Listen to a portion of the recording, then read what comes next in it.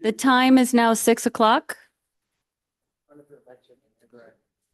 Okay, we're going to call the meeting to order. This is the Moraga-Orinda Fire District Regular Board Meeting, April 15th, 2026. We have a 6 p.m. closed session and a 7 p.m. open session. So I'll call the meeting to order. Can we have a roll call, please? And Director Hassler is absent. Director Romer, Present. Second Vice President Jex, Here.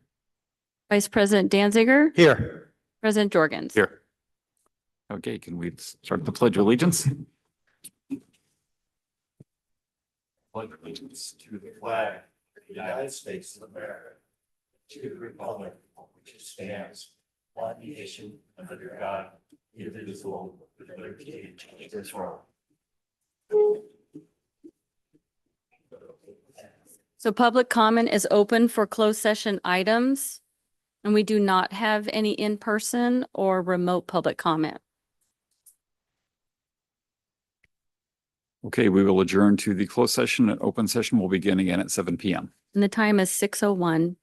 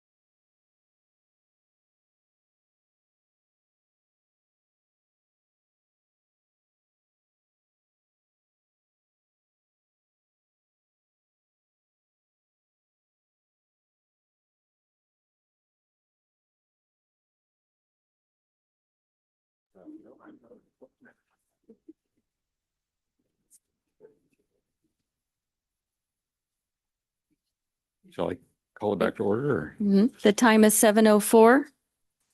So I'll call the meeting to order and we could have a roll call, please, Marcia. Director Hassler is absent. Director Romer, Here. Second Vice President Jex, Here. Vice President Danziger, Here. President Jorgens. Here. Okay, thank you. And report on closed session action. There is nothing to report from the closed session. Okay. And before we go into the next item, number 6, I was going to ask the board if it's okay to take a short presentation that we're going to have out of order instead of waiting for announcements to do it now because we have somebody here. Is it on the agenda? It's We're going to take public comment for items not Oh. on the agenda for them to Okay, got it. present their gift. Okay. That's great. Yes, you can do Okay. that right now. Okay. And so if we could have Rob Pearson come up to the podium, please. And Mr. Pearson is from the Moraga Community Foundation.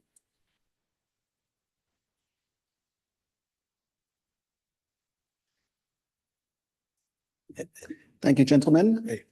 I'm here to represent the Moraga Community Foundation in support of the Fire Station Landscaping Educational Center.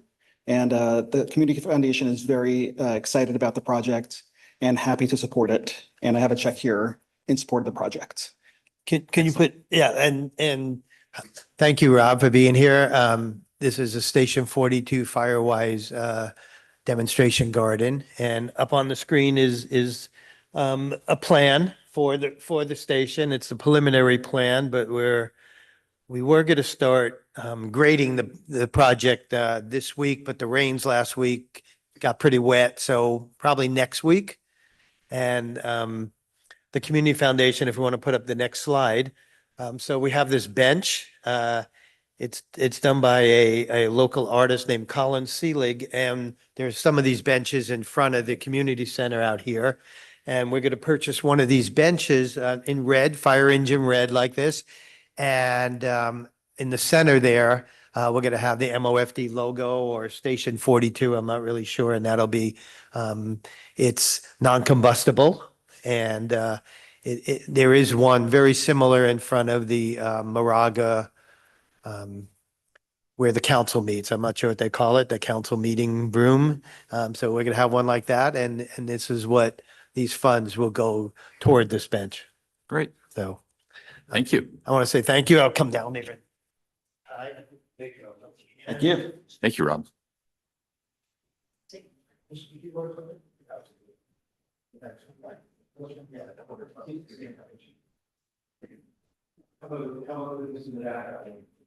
There you go.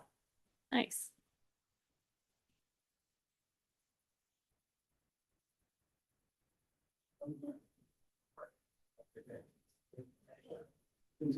Thank you. Thank you so much. That's very generous.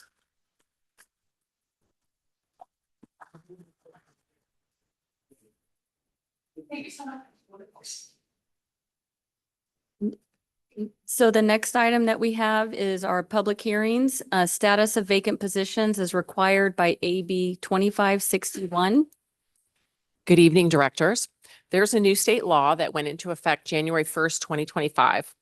The law requires public agencies to hold a public hearing at least once per year to present the status of vacancies and recruitment and retention efforts.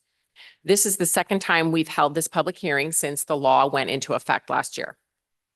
As of March 31, 2026, Local 1230 had 65 authorized positions. 10 positions were vacant, which is a vacancy rate of 15.4%. Moraga-Orinda Fire Chief Officers Association had 3 authorized positions with 0 vacancies. Unrepresented employees had 19.1 authorized positions with 4 vacant, which is a vacancy rate of 20.9%. The law requires the district to identify any necessary changes to policies, procedures, and recruitment activities that may lead to obstacles in the hiring process. District staff completed 7 recruitments this fiscal year. Staff reviewed recruitment procedures. For some positions, including single role positions and firefighter paramedic trainee, the district will continue to eliminate the requirement for candidates to provide a resume and cover letter in order to make it easier for people to apply for these positions and increase the number of applicants who qualify for the interview process. The law entitles recognized employee organizations to make a presentation at this public hearing. Both Local 1230 and Moraga-Orinda Fire Chief Officers Association were sent letters notifying them of this public hearing. At this time, I would ask the president to invite the employee organizations to make a presentation if they choose. Okay, do we have either of those organizations who would like to make a presentation? We do not have any hands raised. And we do not have anyone here in person. Okay. We do have a hands raised, Vince Wells. Go ahead, Vince. Vince, are you there? Vince has lowered his. Yeah, no, I was working on getting unmuted, sorry. Uh-huh. No, I just wanted to acknowledge that we did receive the notification and we don't have any issues or concerns to raise at this time. Great, thank you. Thank you. Thanks. I have one question. Okay. So pursuant to the AB 2561, I guess this is the only information that's required to be public? Correct. Okay, nothing on gender, ethnicity, anything like that? Correct. No, okay, Can be legal. okay. Can I just ask how we happen to decide that, first off, are we having too few applicants? And I would have thought that having a resume and a letter would have helped our screening process, meaning, we're excited about this one, not excited about that one because of the resume. How else do you find out, unless you have an in-person discussion, how do you know what they're capable of? Right. So we use the software for all of the applications. So they have to do an online application. So then, and, it asks for employment history and those kind of things. And so we use the application to screen candidates. Okay. So we effectively get a resume, but just not in that form. Correct. Okay, thank you. Okay, do we have any public comments on this? And so the public comment period is open. We do not have any hands raised. We do not have any in-person public comment. Any more questions by the board? Nope. Okay, discussion by the board. Any proposed action? So I guess we'll close the hearing. Okay, and we can move on to item 6.2, which is the second reading and adoption of ordinance 2603, revising the schedule of fees for district services, superseding ordinance 2501. Good evening, directors. Next item before you is the second reading and adoption of ordinance 26-03, revising our fee schedule. This was brought to the board last month for a first reading. No comments were received from the board. I would like to note we have two new fees that are being placed on the fee schedule this year, the 850 form, the landscaping plan review, and we did add language to the site water access review to include lot split. We always included lot split in that, but now it's clear to the residents that when they come to us for a lot split review, where it falls in the fee schedule. Happy to answer any questions that the board may have. Could you just explain, maybe you just said it, what the STD1, what is that? The 850 form? Yes, sir. So that is a state form when a daycare facility is going to be open. They send it to the applicant. They have to submit that form to us, and the state requires we have 10 or 14-day turnaround on that to do the fire and life safety inspection. Okay. Okay. Yep. Any public comment? So the hearing's open and we will take public comment at this time. We do not have any public comment and we do not have any hands raised. So I'll close the hearing on this then, unless there are more comments. This is Director Romer. I would make a motion regarding the second reading on adoption of ordinance number 26-01, revising the schedule of fees for district services and superseding ordinance number 25-01, that we pass it. And to That we waive, waive the second reading and adopt the ordinance of the MOFD Protection District, revising the schedule of fees for district services and superseding ordinance number 25-01, operative July 1st, 2026. Is that properly stated? thank you. I'll second. Director Romer, Aye. second Vice President Jex, Aye. Vice President Danziger. Aye. President Jorgen. Aye. The motion passes. Item 7, brief information only reports related to meetings attended by a director at district expense. Hearing none. Nope. Questions and informational comments from board members and staff? Nope. Hearing none. Nope. Communications received? None. And we will go on to the fire chief updates and the finance report.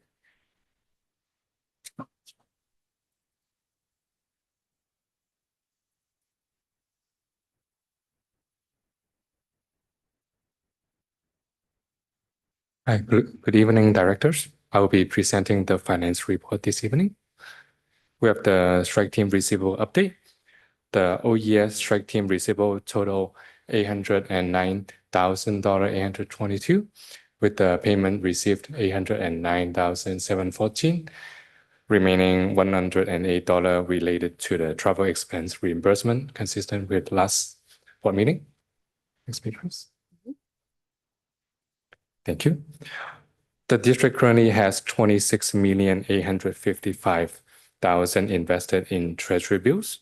An investment of $3.52 million will mature on April 16. The remaining maturities are shown on the screen. Thanks.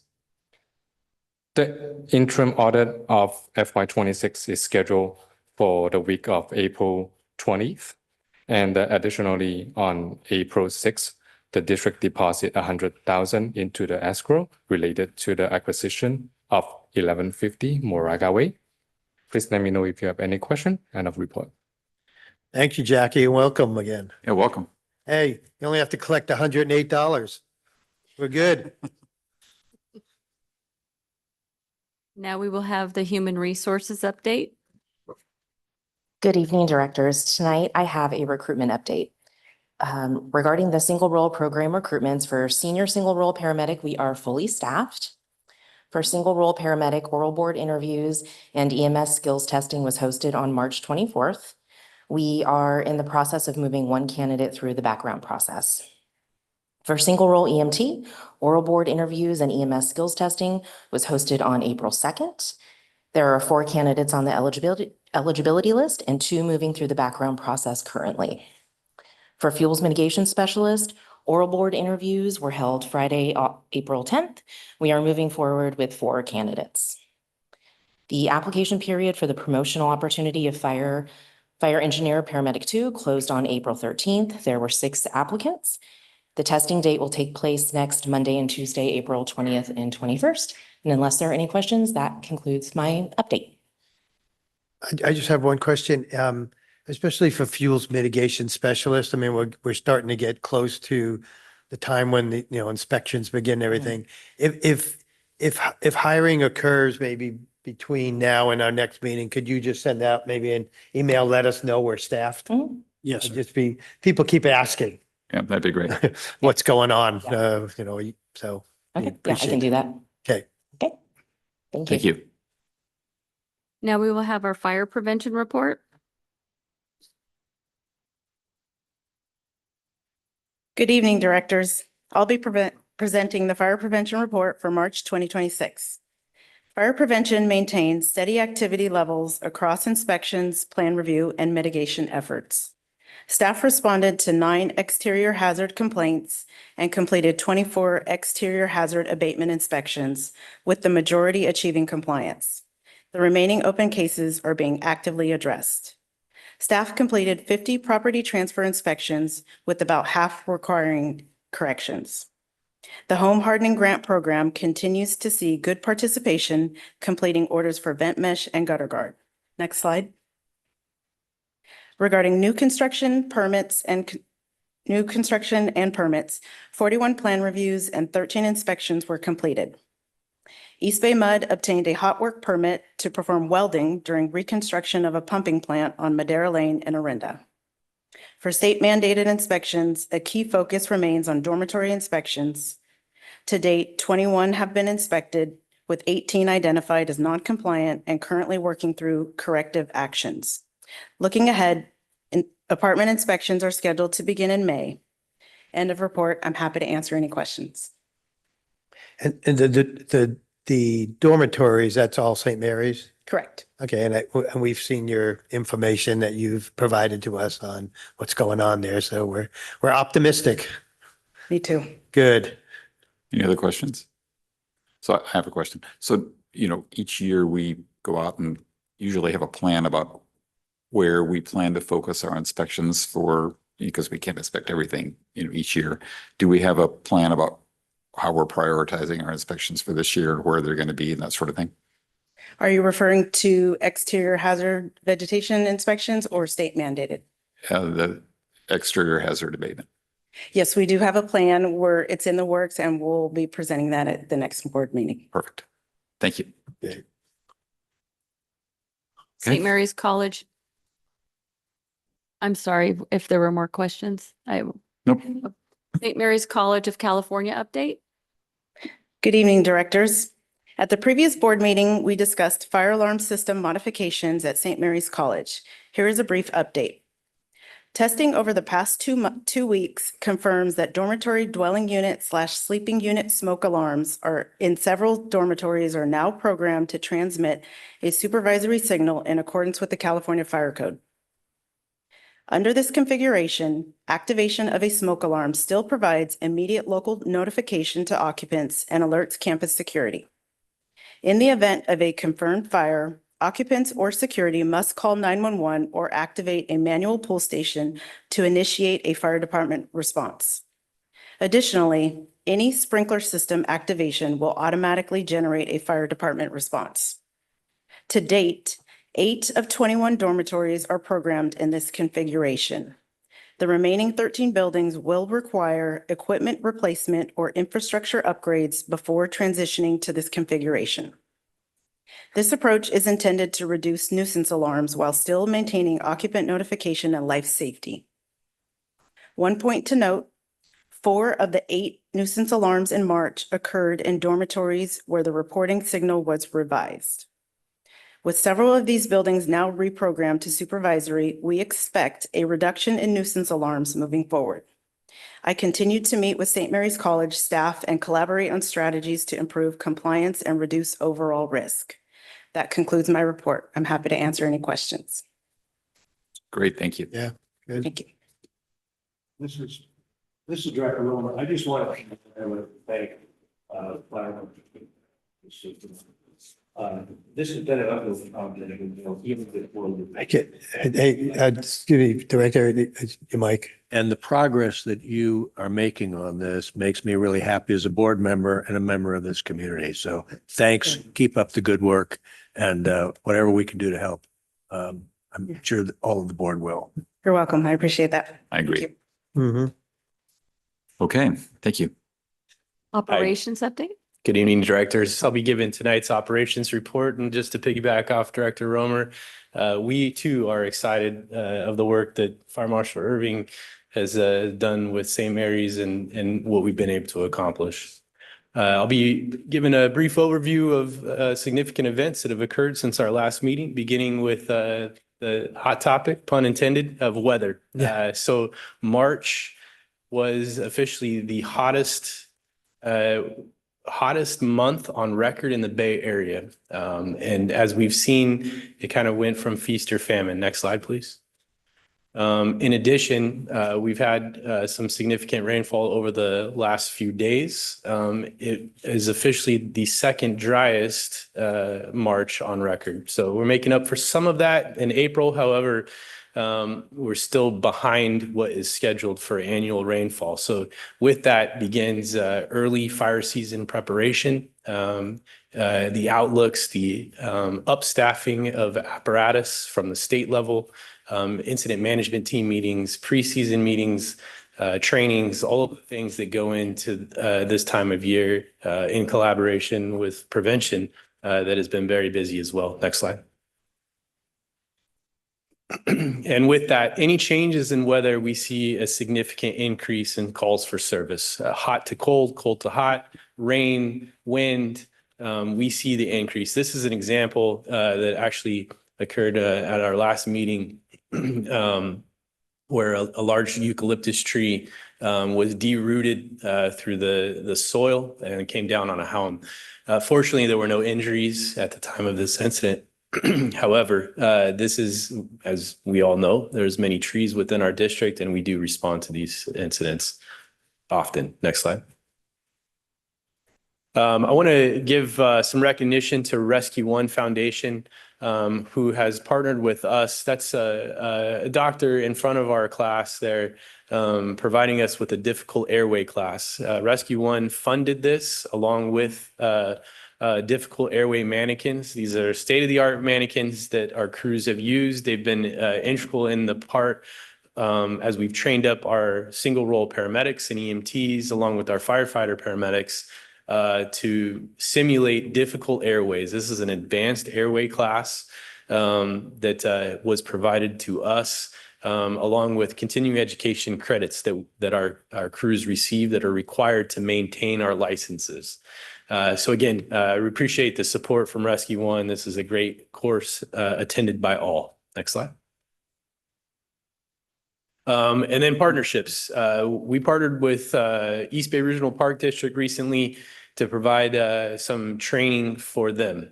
So our crews, along with Niels Tingerlini that you see pictured right there, provided interagency training with East Bay Regional Park District for their firefighters and industrial staff. They are EMTs, so this training was focused on what they can do to better support us for basic life support if in the event they're there on an incident before us, in preparation for when we arrive on scene with advanced life support. This is a great training. They reached out to us asking for assistance. We were obliged to provide this with them. Next slide. And recently, last week, we attended to a vehicle fire in the Caldecott Bore. As you've heard me say before, this is an incident with great potential. This is one of our target hazards within the district. And when the ventilation fans work in the Caldecott, they do work well. However, they don't always work. And oftentimes a vehicle fire in a confined environment has large potential for risk. And they often end up in larger incidents, sometimes multi-casualty incidents or incidents that involve a number of different patients. So partners with Oakland Fire, we've run this, we've drilled on this. I'm here to say, fortunately, this one went very well, where we made a coordinated attack from both the Oakland side and our side in Orinda. We went through the cross adit, hooked up to a standpipe, and were able to extinguish the fire and in a timely manner. And then worked with CHP to get the vehicle out of the way and continue the continuity of this highly used corridor within our districts. Next slide. Dennis Rain has been busy along with our partners with Confire. This is Crew 12. We've partnered with them many times throughout the years, and I want to give some recognition to them. Partnership on the shaded fuel break, pile burns. That picture there is a leaf blower. This time of year where the fuels have not completely cured, it's a way to drive the fuel to burn, to get to its ignition phase.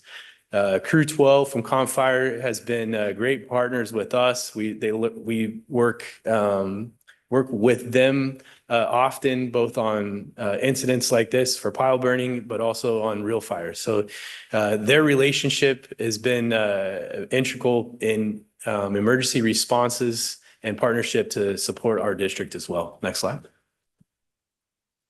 And last, despite the heat and the rain, this is a picture at the Moraga Commons where on Easter we were able to join our community. And as you'll hear me say many times again, this is one of the best things that we do, to interact with our families, our community, our citizens. And I'm very confident that I see a few future firefighters in that picture that are much younger than us. Pending any questions, this concludes my response. That's great. Thank you. Thank you. Directors, I had one additional item I wanted to bring to your attention.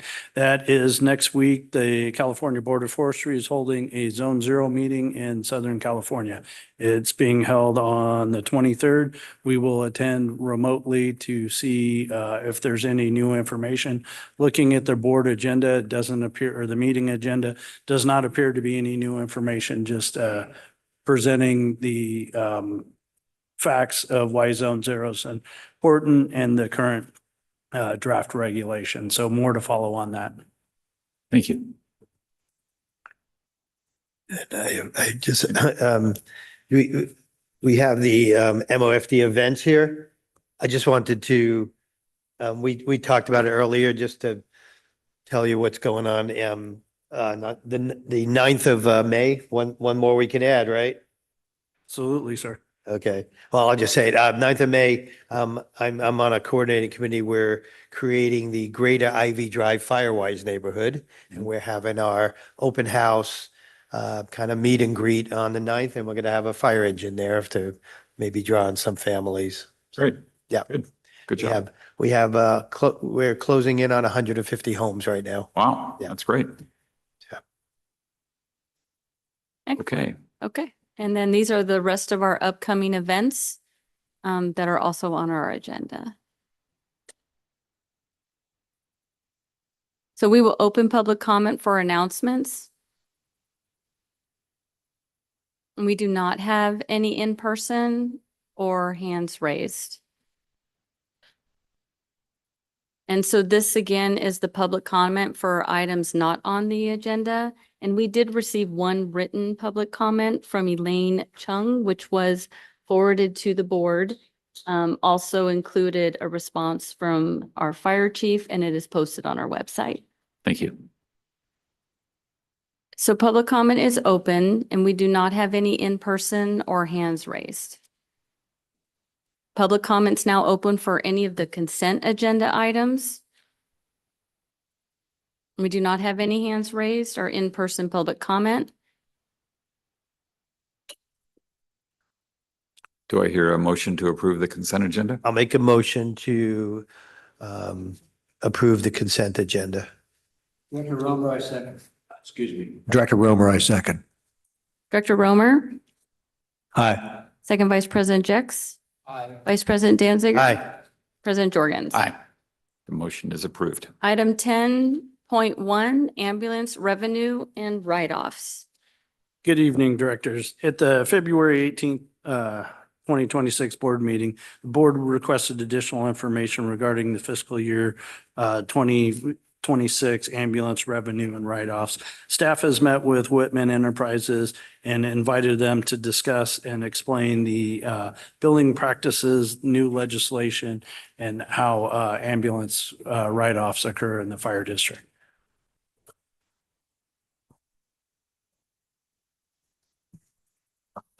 Good evening. And I have placed your Thank you. information. Sorry. Good evening, President Jorgens, members of the board. Thank you for this opportunity to speak in front of you today on the write-offs that occurred in August and answer any questions we can for EMS billing. First, I like to, I appreciate this opportunity and we like to attend these. I wish that my entire staff could attend these because when we sit and we hear the the topics and we get to see about your community and how operations and what you do and how you help the community. We get to see it as client-facing representatives, but our staff doesn't always get to see it. And so we represent over 135 fire districts within the state of California. And so we always get to see these fun parts of it. You know, we're always trying to collect that money, but we always try to bring home to our teams back in the office that your work is valuable and there is a great value to the communities that we serve. So I appreciate those, being able to see Lucas's presentation today.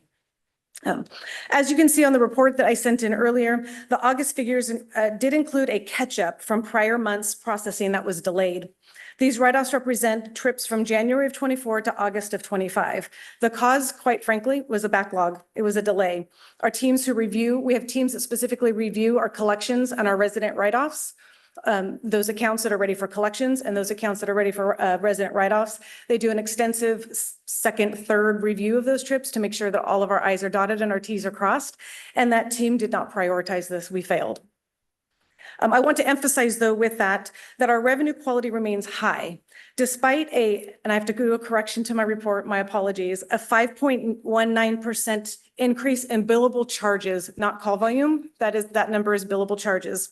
Despite that 5.19% in billable charges, our write-off rate has remained essentially flat, moving up about 1.4% year over year. I also want to acknowledge that we do understand the importance of consistent write-offs.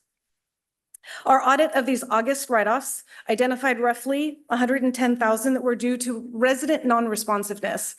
Our processes, our normal processes, regardless of resident status, client, whatever, is we do skip tracing, we do eligibility checks with major payers, and we also do hospital outreach to try to obtain demographic information if it's not complete and/or insurance. To address this further, we are enhancing the Moraga-Orinda's specific resident letter and to include a second outreach letter. So before it was one letter, so and I believe it was also in the handout. Please, thank you.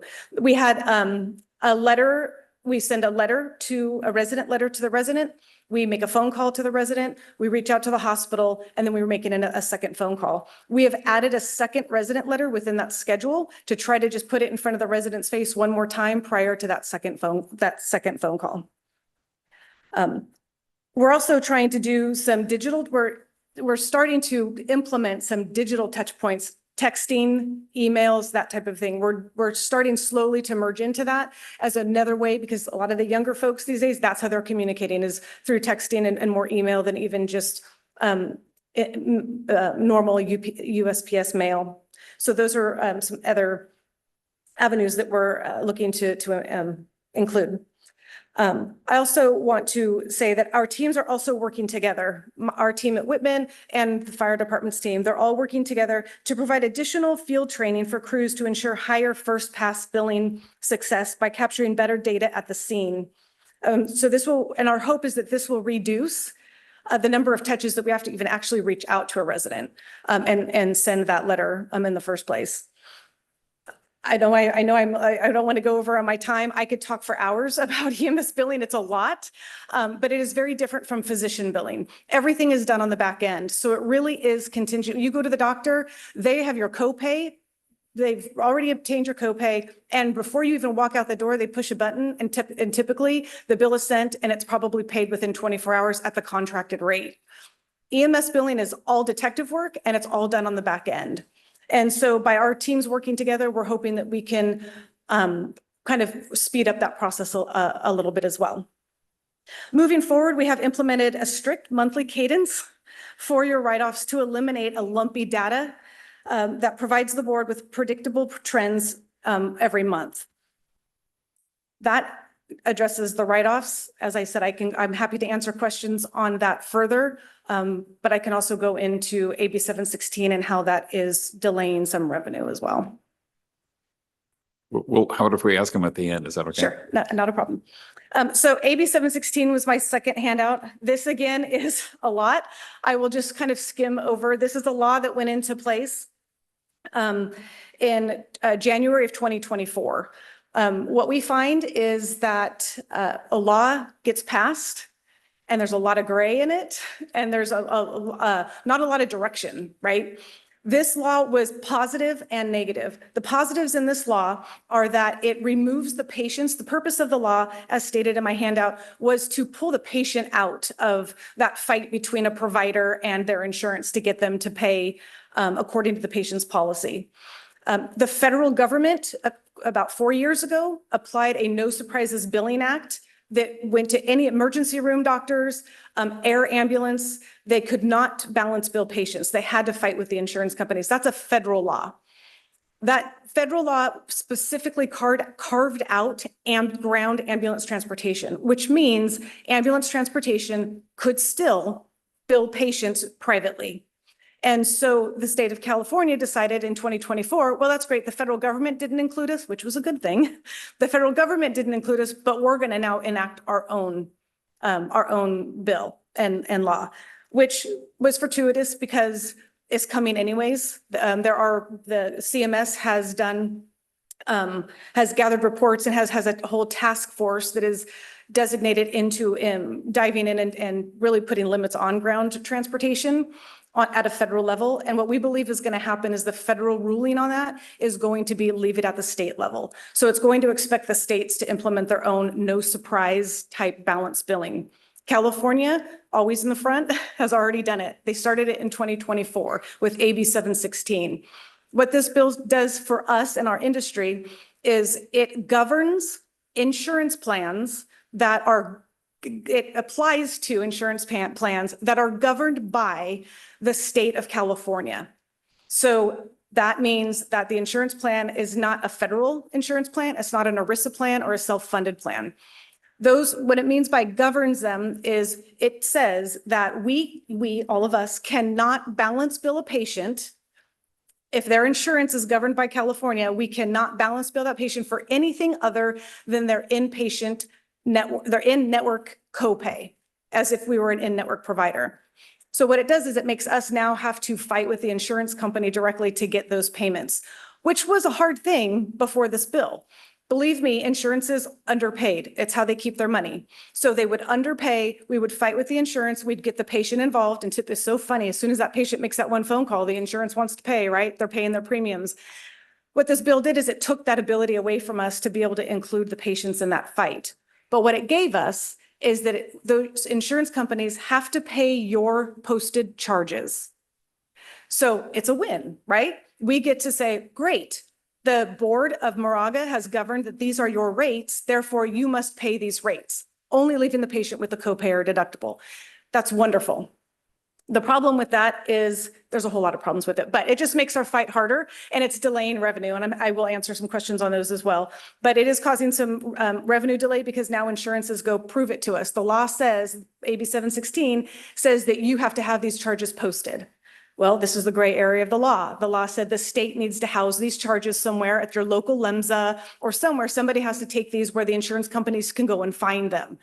Well, the state says we don't have money for that. Nobody's told us that we have to do that. That's not part of our work here. And so nobody's created the hub to house these charges for insurances to find. So what do? They deny and hope that you don't fight.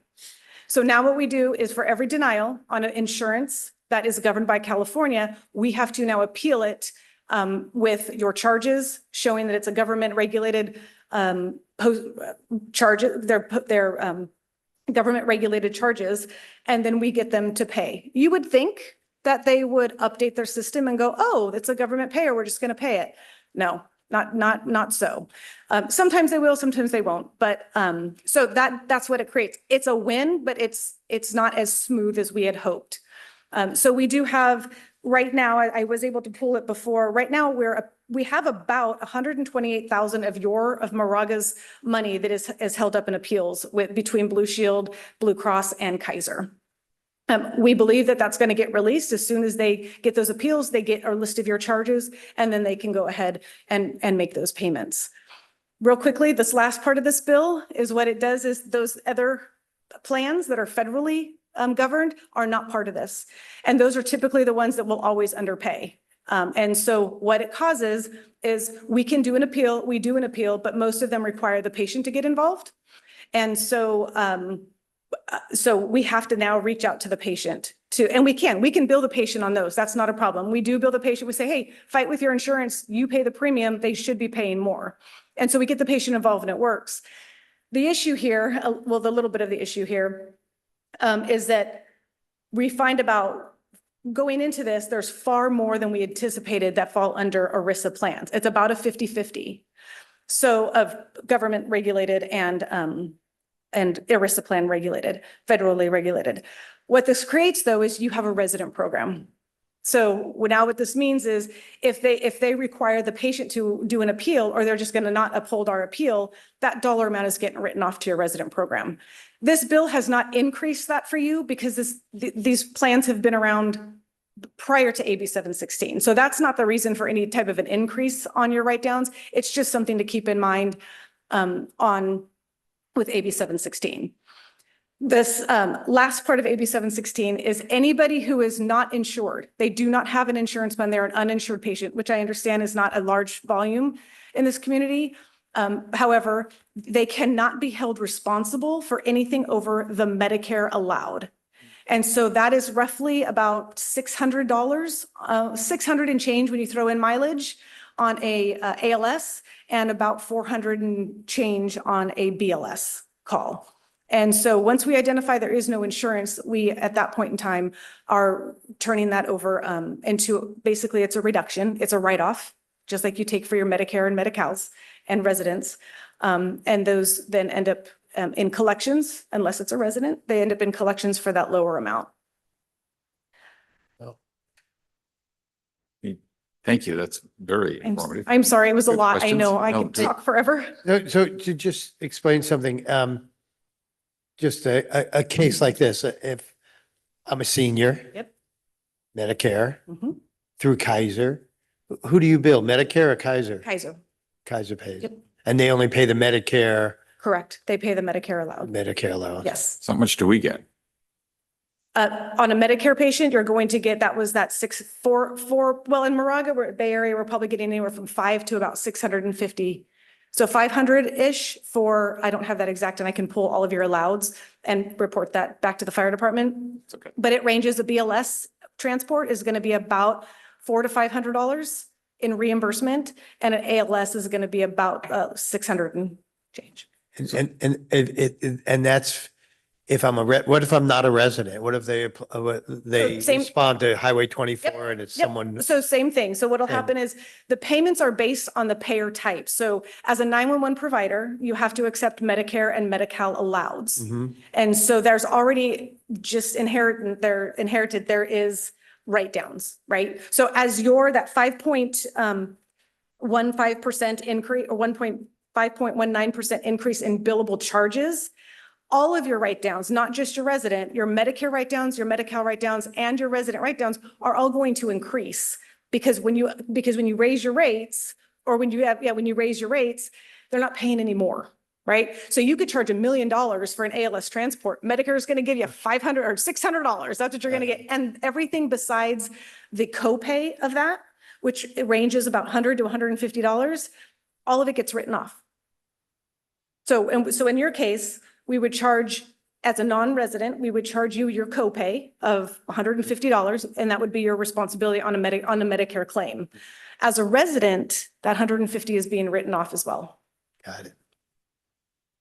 So when I'm sorry, other questions? Go ahead. Yeah.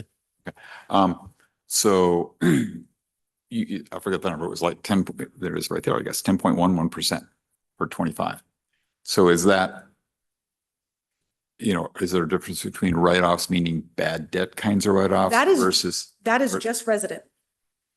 So your resident write-offs in 2024 were 9.7% of your charges. Okay. And in 2025, they went to 10.11% for your So charges. that's the resident write-offs, meaning we otherwise could have charged them, but for whatever the excess was, because they weren't on Medicare, Medicaid, or any other things that have a fixed limit.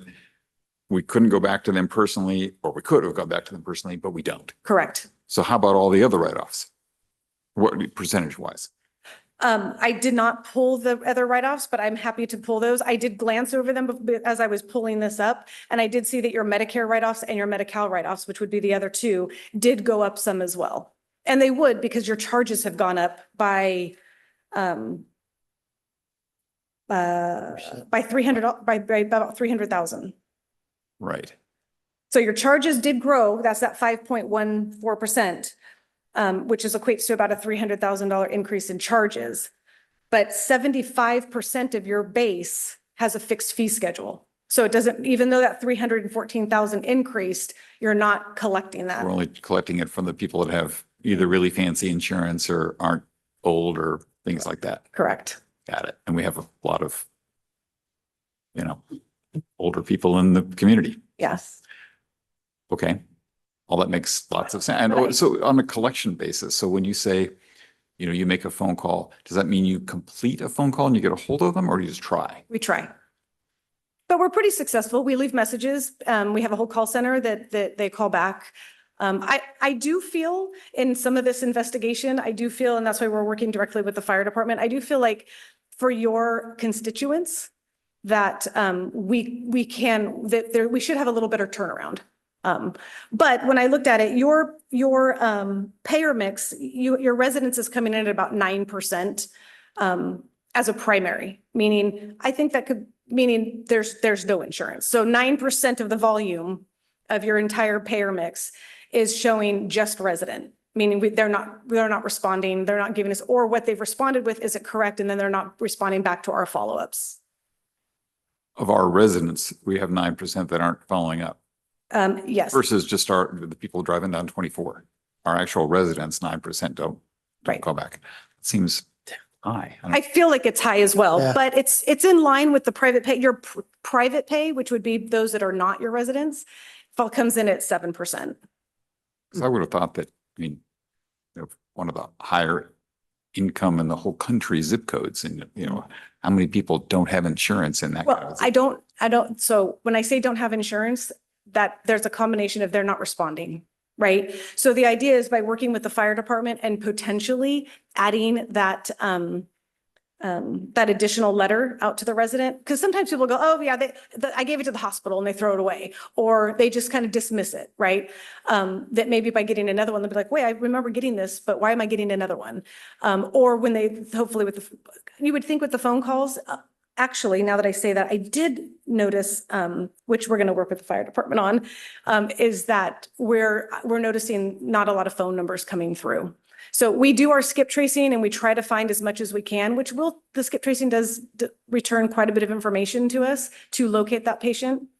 But what it doesn't work on are children, right? I can't skip trace somebody who's under 18. They don't pay bills, they don't have a home, that type of a thing. And so if the name is spelled, if I don't have a parent name and I can't skip trace, then then we rely on the hospitals. And So is that a matter of us getting the name and the parent's name of somebody that we're transporting? yes. That's kind of the key. In other Yes, words, so, it's and we have those conversations with the fire department. They've been great. Chief and his team have said, yeah, we've sent some training videos to them, some documentation training, and we're working very closely to kind of do audits and continue to. Are we able to, because I assume mostly hand those people off to a hospital. Are we able to contact the hospital and follow up with them? Is there Mm-hmm. Yes. does that work? Yeah, so we do. So we get hospital face sheets sometimes. Sometimes those hospital face sheets are great, especially if the patient's been seen there before. Sometimes it's just the admitting hospital face sheet that has very little information other than maybe a good spelling of the name and date of birth, which is great, but no insurance information. But we do reach out to the hospital afterwards as well, and it is contingent upon if they respond or not. And my apologies, I will go back and look to see how responsive the hospitals are in this area with information. And so at the end of the day, before we write things off, because some industries sell that information to collection agencies, for example. Yes. Do we do that? Do they have a collection agency? I believe so. Do you guys have a collection agency? Yes, we do. I'm sorry for not knowing that off the top of my head. So yes, So- when we, obviously these residents are not going to collections, but anybody who is not a resident and does not pay their copay or or they're uninsured, and we have to now charge them that Medicare rate according to AB 716. If they still don't pay, that is going to go to your collection agency. We're not selling it. Well, I guess maybe it is. And it's not our collection agency, it's the district's collection agency. And so we will forward those accounts on to the collection agency to handle from there, which I think I also put in my handout, part of AB 716, there is a collections component and restriction as well. So back to asking over here, so that 20%, number that we saw looked like it was for like 18 months or something, right? You said a long period of time that we all of a sudden kind of dumped the Correct. the write-offs. So that's why it looked like the revenues went down dramatically, and it wasn't really that dramatic. It was Correct. could have been, whatever. Should have been. Written down over a long period of time, so it wouldn't have looked like that kind of number. So things are normal, I guess, is what I'm. Absolutely. Okay. And the amount that we have pending with those appeals with AB 716, and there's also another program that I didn't want to really go into tonight because it's a whole nother issue. Yeah, that's but, okay. Yeah, there's some money pending there for you as well. But so we're hoping to see with these appeals about 130,000 more dollars rolling in here in the next few months. Great. I have a question. Our write-offs for 2025 was 10 point something percent. Just generally, how does that compare to the 130 odd, fire districts? So I believe those are resident write-offs, and we have, gosh, I'm embarrassed not to know this. I want to say we have about 12 to 13 of those fire districts have resident programs. That's it. Oh, okay. Oh, really? Yes. And it really is, I would say 5 years ago, those numbers were a lot smaller. Now, as rates grow for our clients, and they're growing for all fire districts are increasing their rates in the last few years. And as those grow, those write down percentages grow as well. I think 10 it's pretty average as a percentage. Okay. For Moraga, though, I feel like we can squeeze the turnip a little bit more, and that's what we're going to work with the fire Okay. department on. Right. Okay. Appreciate your comment. Yeah, I thank you so appreciate much. your time. Yeah, today. thank You you. did a great job. Thank Yeah. You're obviously very knowledgeable and articulate, so thank you for all that. Thank you. I appreciate that, and I appreciate your time tonight. Appreciate it. Corinne, thank you. Thank you. Okay, do we have any more discussion on the board? Do we have any public comments? So public comment is open. We do not have any hands raised or in-person public comment. Okay, So if there's no direction, we can go on to. we're going to the next one. So item 10.2 is the first reading and introduction of fee ordinance 2604, revising a schedule of fees and collection policies for ambulance transport. Good evening, directors. Our normal process is we bring the ambulance and the regular fee schedule together at the same meeting. We held off bringing the ambulance fee schedule forward until we could have Corinne present her information. So tonight, this is the first reading and introduction of fee ordinance 26-04, revising a schedule of fees and collection policies for ambulance transport and emergency medical services, superseding ordinance 25-01. Happy to answer any questions the board may have. Sorry.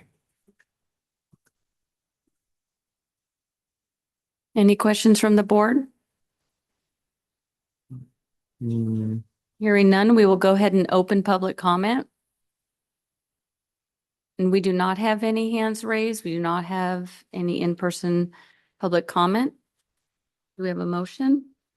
Do we hear a motion to approve this? This is Director Romer. I will move that we waive and enact the first reading of and introduction of the fee ordinances number 26-04, revising a schedule of fees and collection policies for ambulance transport and emergency medical services, and superseding ordinance 25-02.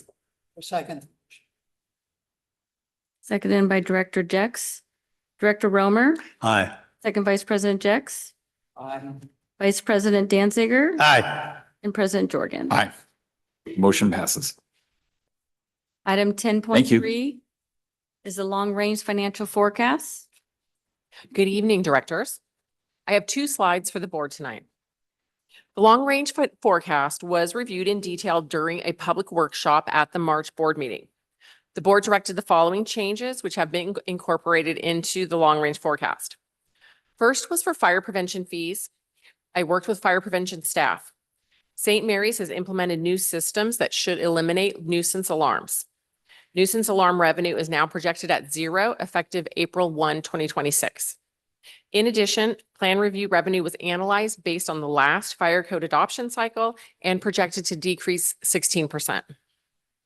For retiree health insurance, from Cicera, I obtained their retirement rates by years of service and by pension tier. So I used the projections that they use. Next, I obtained demographics for our employees, including age and pension tier. So I analyzed this information together and made projections of when each employee will retire and how much their retiree health benefits will cost the district each year over the next 10 years, the span of the forecast. Each year is different because we'll have different amounts of employees retiring with different health benefit coverage levels, such as 1 party, 2 party, or 3 or more. The additional cost for retiree health insurance for each employee for each year was added into the forecast. The amounts I think are conservative because I did not include any retirees dropping off due to death of the retiree or spouse. And I did not reduce costs for when a retiree reaches Medicare age, which reduces the district's costs. This resulted in projected expenditure increases of 2 to 13%, depending on the year. The transfer out of the general fund into the capital projects fund was decreased. The prior pension obligation bond payment portions were removed, and all new assets are being depreciated. The new fuel break maintenance fund was added to the forecast. And finally, this past month, staff continued the budget development process, which resulted in updated amounts in the forecast. Great. The graph illustrates projected unrestricted fund balance for the next 10 years based on both scenarios A and B. The district currently has 33.2 million in unrestricted fund balance.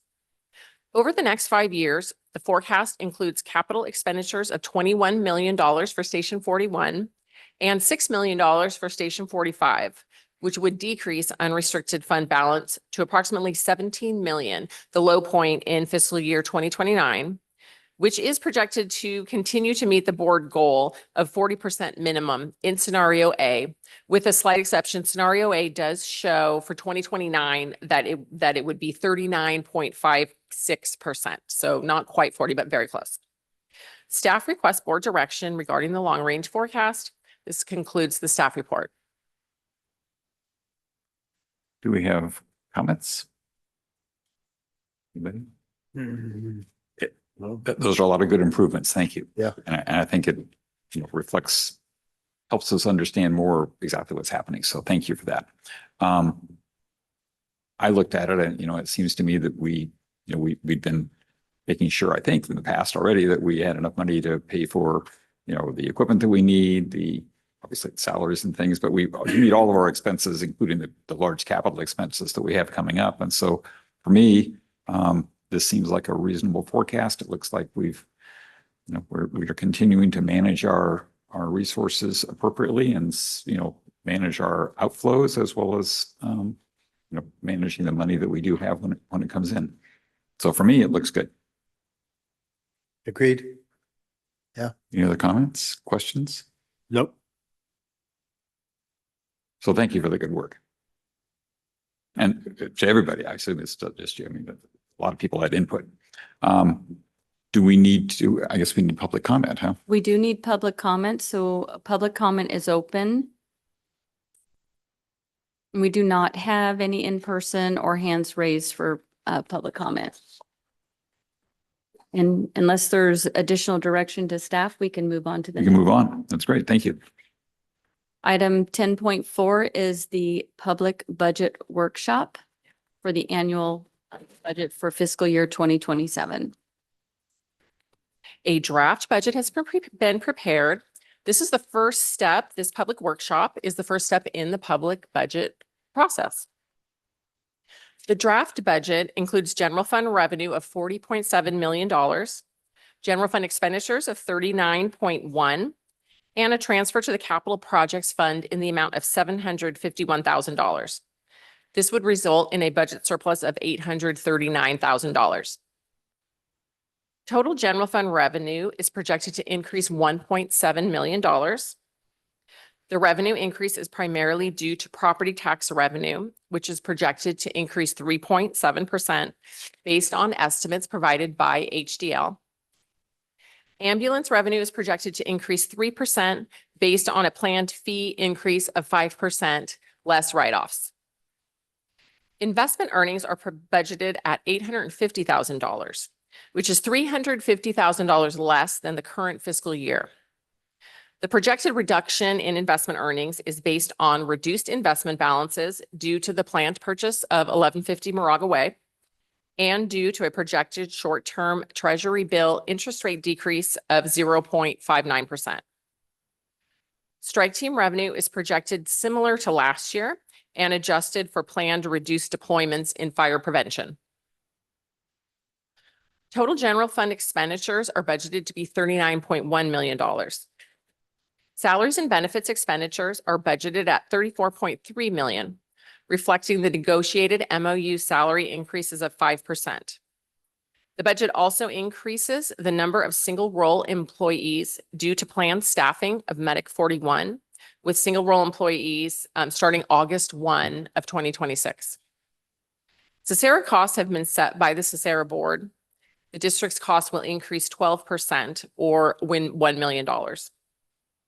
An OPEB contribution is included at the full actuarially determined contribution of $526,000. A pension trust contribution is included in the amount of $1.4 million, which uses a 6.25% discount rate. Workers' compensation insurance is increasing 29% to $1.9 million. Finally, operating expenditures are projected to increase 12% to $4.8 million. For authorized positions, you can see the current year authorized positions as well as what we're requesting for next year. So finance is requesting board authorization to increase the payroll technician from a part-time position to full-time at an annual cost of $59,000. The requested staffing increase of the payroll technician is due to 3 changes. The first is that the number of district employees has increased 13% due to single role ambulance staffing. The second reason is the single role ambulance staffing is covered under a separate MOU, the Local 1230B MOU. That MOU has different overtime and pay calculations than other employees, which requires calculations that must be completed on a weekly basis. So under the Local 1230B, you have 40-hour-a-week employees that work the 56-hour shift schedule. This has resulted in additional calculations that payroll has to do.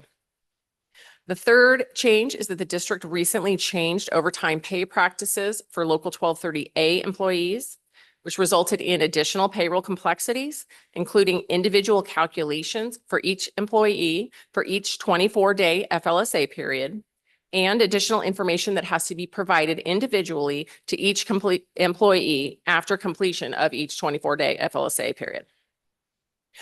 Operations includes continuation of the deputy fire chief position. Emergency medical services increases single role paramedics from 3 to 4, decreases EMTs from 11 to 7, and eliminates the 3 EMT intern positions. Fire prevention includes 7 fuels mitigation positions. So this concludes the conversation around the authorized positions or the report. Do you want us to ask questions at each section like this, or do you want us to wait till the end? That's up to you. Do we have a preference? So why did we eliminate the intern positions? They're just eliminated for this fiscal year, sir. Once we get the Medic 45 and Medic 41 up and running and work through any unforeseen issues, we will then look to bring on the intern positions and potentially the BLS ambulance that was in the MOU. But for the fiscal year, we know just getting 45 and 41 up and running and maintaining that level of service is going to take a lot of staff time. And so that's going to be our focus this fiscal year. Okay. We've never filled those positions yet, right? That's correct, sir. Okay. But it was part of the kind of the Yeah, whole the plan. concept. Yeah. Right. Okay. Thank you. Many of the district's suspended expenditures are required based on contractual, operational, or legal requirements. The non-discretionary expenditures are detailed on the slide and total $35.4 million. Now, this next slide has a lot of information. Discretionary, these are the discretionary expenditures, right, that the board has a discretion over. So I'm going to pause for a moment and let everyone kind of read that for themselves. Hopefully you can see it. But these things are all in the detailed 40-page budget thing, right? Yes, they are. So, Mhm.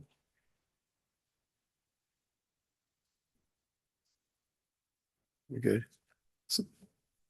anybody want any more time to read that? Because I read this instead of Yeah. that. So, All right. okay. Next. Significant differences between the current year expenditures and the proposed budget are listed on this slide. The first four lines are all related, are related. So salaries are increasing due to pay increases and additional single role employees. This has resulted in an overtime decrease because due to the change to staff medic 41 with single role employees.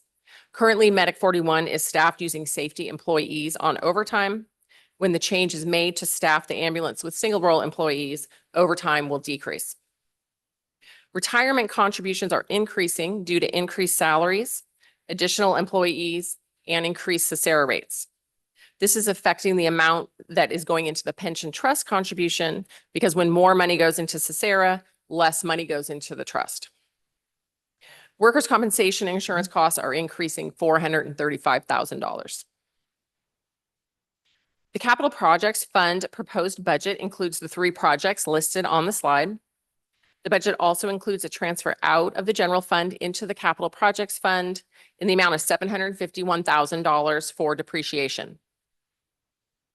The new fuel break maintenance fund has been added to the budget with expenditures of $121,000 for next year. This graph shows reserves since 2018. The last column shows that based on the proposed budget, total reserves, both restricted and unrestricted, would increase in all funds in 2027 from $58.5 million to $62.5 million. This is the last slide. Staff request board direction regarding the 2027 proposed budget.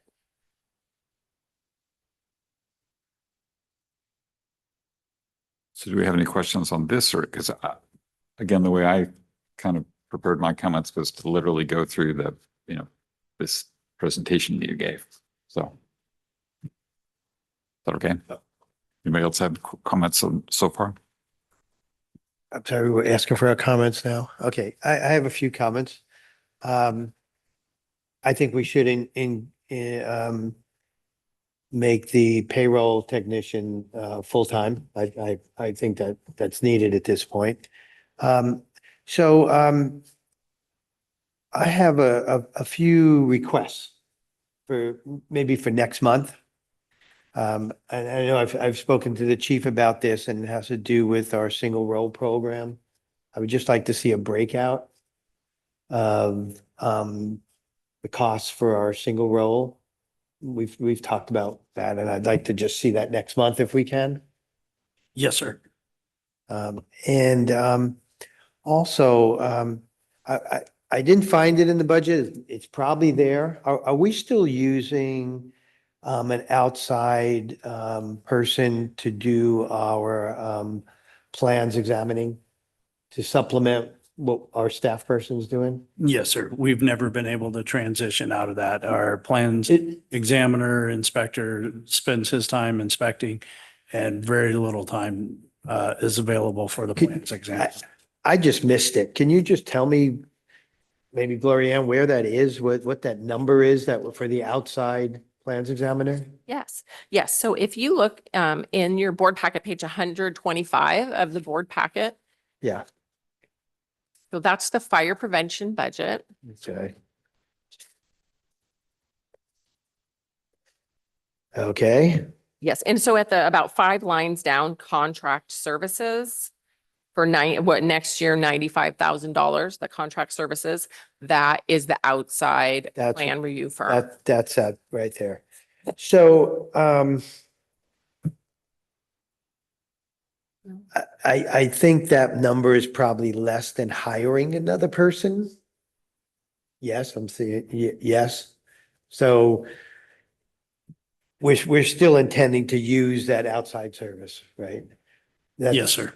And how does that compare to, so the, yeah, I didn't know that that's what that was. Maybe is that all that was? Maybe when we revise this, maybe we can just put contract services plans examiner, just so, because I didn't know that's what it was. What have we spent? What have we spent this year? Is that what we spent, about 90,000? Yes, so the projected actuals for fiscal year 2026 is that we'll spend $90,000. 90. Yes. Okay. But I assume we actually at least break even on that because we charge people to do the work and he charges kind of by the hour, right? Depending on how long, how complicated the thing is that he or she Right. is reviewing. Yes, sir. With our fee schedule, fire prevention fee schedule, we should recuperate that. So, so that our staff person, besides, I knew they're also they actually go in the field and inspect these projects. That's They do, correct. right? Okay, and this model that we're using the most efficient way to do this program? I mean, using the outside consultant, because, as long as I've been on this board, I think way back, which is almost 8 years now, we talked about transitioning to the point where we wouldn't need the outside consultant and. I would like to be able to do it ourselves, have a plans examiner and an inspector, but I think what we've shown and, clearly demonstrated is it can't be one person. We have a workload for two. So cost-wise, this is more effective to use the Okay. third-party service to do our plan review. They have pre-fire engineers. They have higher certificates and qualifications than we could bring in at an entry-level position. Mhm. And our staff person now has all those certifications? He has everything to do the plan review and the inspections, but he's not a certified fire protection engineer. Are we moving toward that or? Um, Oh, not necessarily, Not not necessarily, needed? yeah. Okay, If he was going to do more plan review versus inspection, yeah, that would be something we would definitely look at. But okay, since his focus has been only been on the inspection side of stuff, we haven't looked to upgrade him. okay. And using the system we use with the staff person and the outside service, we're able to keep up with our plans and. Yes, sir. Okay. There was a backlog as we traditionally see as the code cycle changes. People will try to get plans in before the code changes. So we did see an increase which obviously would increase the time frame for plan review. Okay. All right. Okay, and I have a question about legal counsel as well. I would add additionally next month if we could. I know we have a contract for our legal counsel here. We also have contract negotiations, which, and I don't have the number right in front of me, but it was an increase this year for various reasons. Can I get a breakdown of all the costs basically for legal representation, including the contract negotiations? I would just like to see that in one place. I think they broke it out for the contract negotiations in here. They did. And it was like $80,000 or something. So that's I good. think it was 90 or something. But we have a contract coming up, We have what? the contract coming up That's true. in the next fiscal year. Yeah, that's right. So that, Yeah, that's a separate. unless it was Is- unless it was an unusual, it costs a bunch of money. They have one, we have one, kind of have to have one. Yeah, Yeah, I'm happy to provide the breakout for the labor piece. And obviously goes down in years when you're not bargaining MOUs and And that's why it's up for next year. it's up for next Okay, year. that because make- you have an MOU. That makes sense. I'm good. I'm good. Never mind. That makes sense. Just hearing that, I'm okay with that. Okay. Yeah, yeah. Okay, that's all I have for right now. Okay, so for me, do you guys have this so I can kind of refer to pages as we go through? So looking, yep. You answered some of them earlier during your presentation, so that was good. And these guys, so the telephone cellular, I mean, I haven't ever negotiated a corporate one other than I used to work for the ones that you would now be negotiating with. But having it go up that much seems unusual to me, given that rates generally are kind of staying flat for cellular companies, and they're all pretty unhappy with that, but the competition's gotten stronger. So, and, you know, we need to make sure we're buying the often, especially if you switch carriers. And these days, I think many of the carriers have similar coverage. You know, it used to be that there were some that were like really good and the rest of them were They're basically all really good now, especially in urban areas like we are. But none of them have service. One of them has service, for example, where I live. It's really depressing. And just barely. But, and it's not the one we use, just FYI. So, you know, we can't, just because we happen to live in what we think of as a, you know, semi-urban area, doesn't mean that cell phones work every place here. But often if you switch carriers, they give you a whole bunch of free phones. So instead of having to go buy, you know, somebody was saying that our phones are going to be becoming outdated and not supported and things, just go get a whole bunch of new ones from whoever your new carrier is. So I don't know, that's just something to me we should, I mean, it's a lot of money. We should go think about that. I didn't see any place in here, anything, I don't know where it would necessarily go, but we need to make sure we're trying to rent out the bottom half of the new building we're buying. And I don't think I saw anything in here about even as an objective to do that. But as far as I remember, that was part of what we approved doing, you know, was buying it, but with the assumption we were going to be renting out, trying to rent out. The math still worked if you didn't, but it was supposed to be an objective to rent it out. And if you got the price low enough, we talked about, you know, so without giving away thoughts, but we ought to be able to rent it out. So that someplace that needs to go on our budget at a minimum as an objective. But I guess we can look at the upside of that as just being upside. Let's see. So there are a number of things that we have in here, you know, like public legal notifications and things that we have a budget from last year, we have a projected actual, and then the New Year's budget goes back up to what the old one was, even though the price might, you know, the actual might have gone down 20%. So was there a reason that we thought things were really going to be different than our expectation for the current year? So I just want people to go back and, because there are like 40 of those I can think of that happen. And so I just really want people to go back and sort of think about it as zero-based budgeting. Gee, are we really going to spend more than we spent this fiscal year, next year, and why? Because it doesn't look, a lot of them didn't look like that.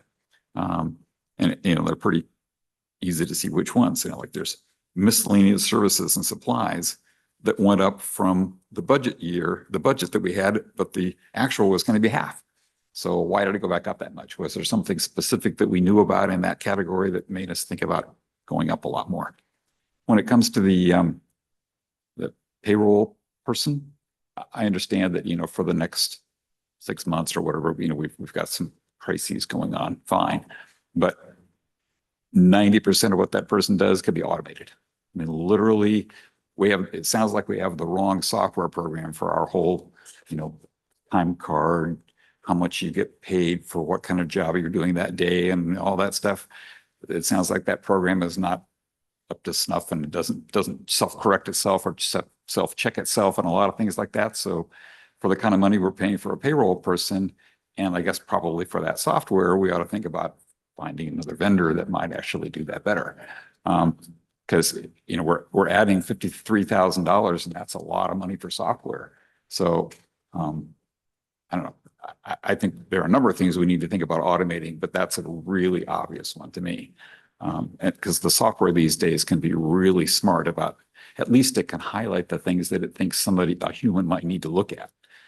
Even if you weren't literally relying on it to do the math, but at least it can say, gee, this person, they worked 2 hours overtime and the other person wasn't there. That's why they had to work overtime, but the other person actually wrote her down as being there. So those are the kinds of things that the AI can say, hey, you need to look at these things and see what happened instead of somebody having to go through and try to figure that out themselves. So it isn't even just AI, it's just regular computer programs. So let's see.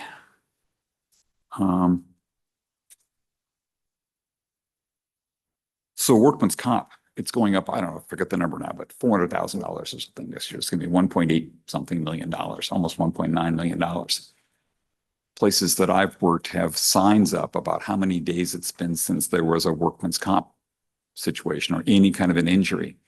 And often manufacturing plants that have 1,000 employees can go for more than a year without one because they beat it into people's heads that you have to do things safely and carefully. And I'm sure, when you're out there and you're pulling somebody out of a burning car, I get it. You're going to pull them out wrong and not have your back straight or whatever is important. But I don't think all of our injuries happen that way. I think some of them happen when we're training and other things. And so I think we need to spend a bunch of money because, the way most people think about losses is if you can spend $500,000 to save $500,000, you do that, especially if the $500,000 keeps recurring every year and you only have to train for it once. So it seems to me we need to have some kind of a really intense training program for our people to make sure that they don't get, first off, we want to make sure they don't get injured from a human standpoint, but it also costs us money.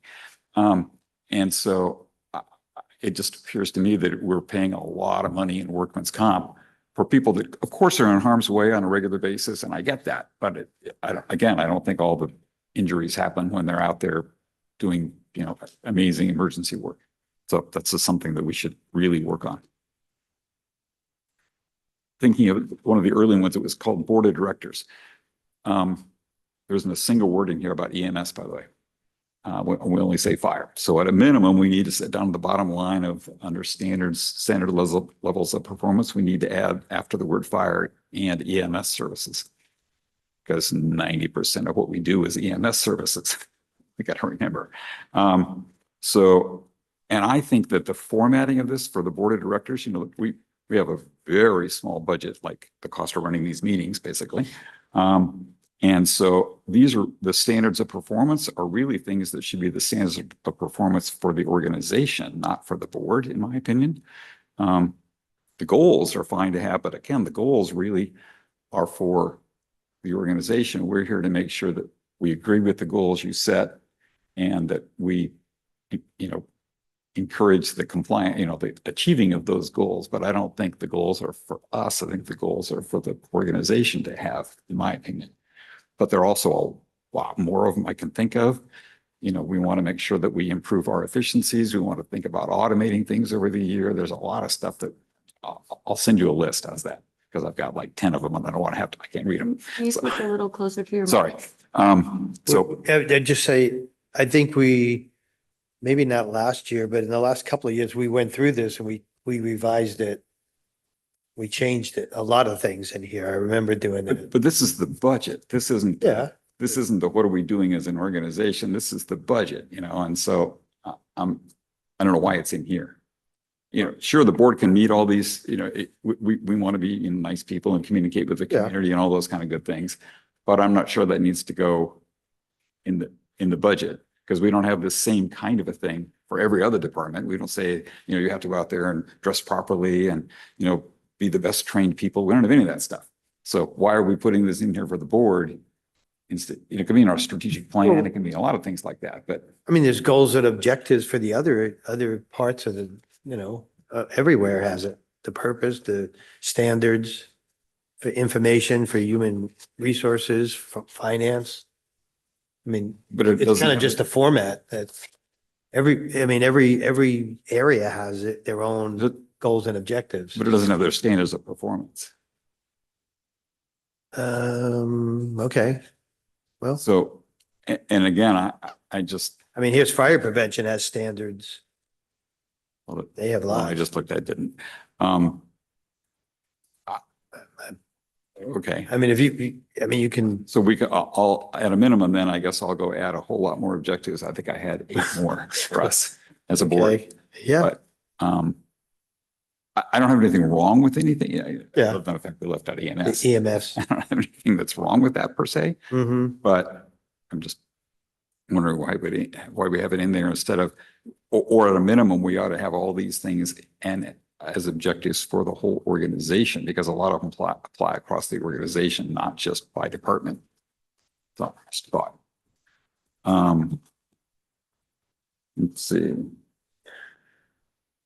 I guess I know why we're replacing the microphones. I'll ask one while you're Sure. looking for something. Hey, could someone explain the EMS LP 35 replacement? $415,000.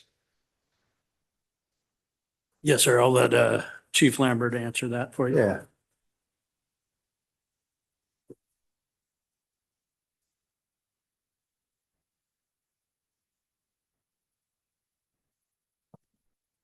Yeah, the LifePak 35. So that's the cardiac monitor that we brought forward a couple meetings ago. Okay. The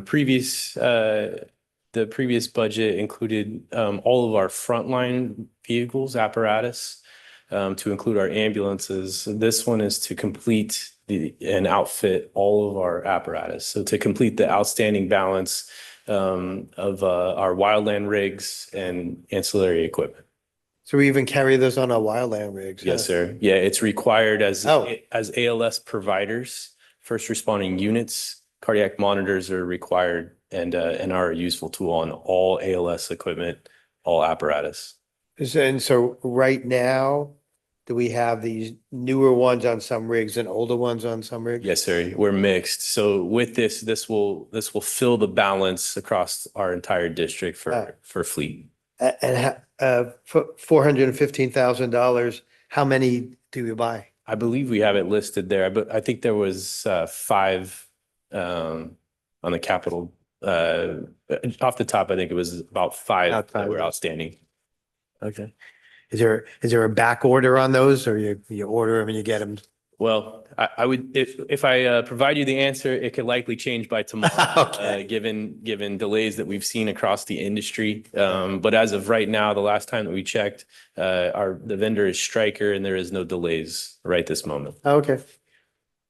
Right. It got hacked a while ago, it seems to be, right? Well, there you go. Yeah. So yeah, they're Seriously, I mean, it Yes. shut them all down for like a day, I think. It's they were the product of a ransomware attack. And so I say that all with a caution at the end, like many of the other vendors, to include apparatus, EMS supplies, medic supplies, medications. That often changes very quickly, especially considering the state of our world and beyond.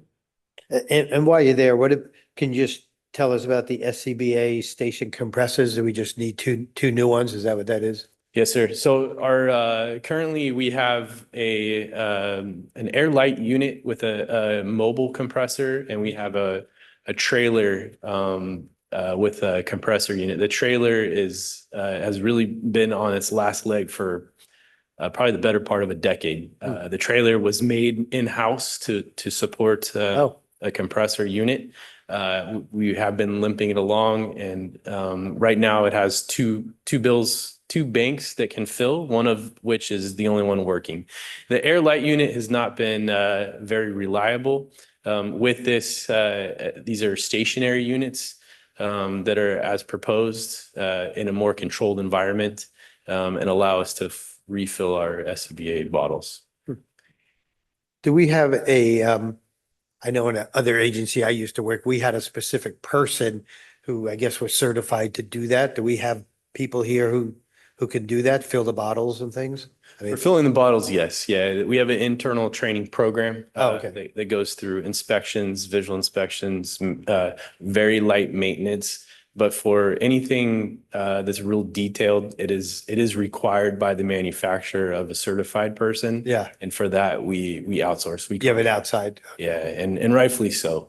For these bottles are used to enter IDLH environments, immediate life danger threat. And we want people that's all they do because they're Sure. very critical tools for us. Yeah. And what about at an incident where you bring the trailer and you bring this device? Who fills them there? Just Yeah, so right now, we have an air light unit. Again, unfortunately, it has not been a very reliable unit for us. So that is one option. The other option is mutual aid, which we prefer to have as much as we can in-house to support our own incidents. But the most reliable is that we have a cache of bottles that we carry. okay. And so we have the ability to recycle bottles, and then with the assistance, we can generally run back to the station to fill if in the event of a long extended emergency. Okay, thanks. Mhm. Thank you. Okay, one quick one on finance and admin.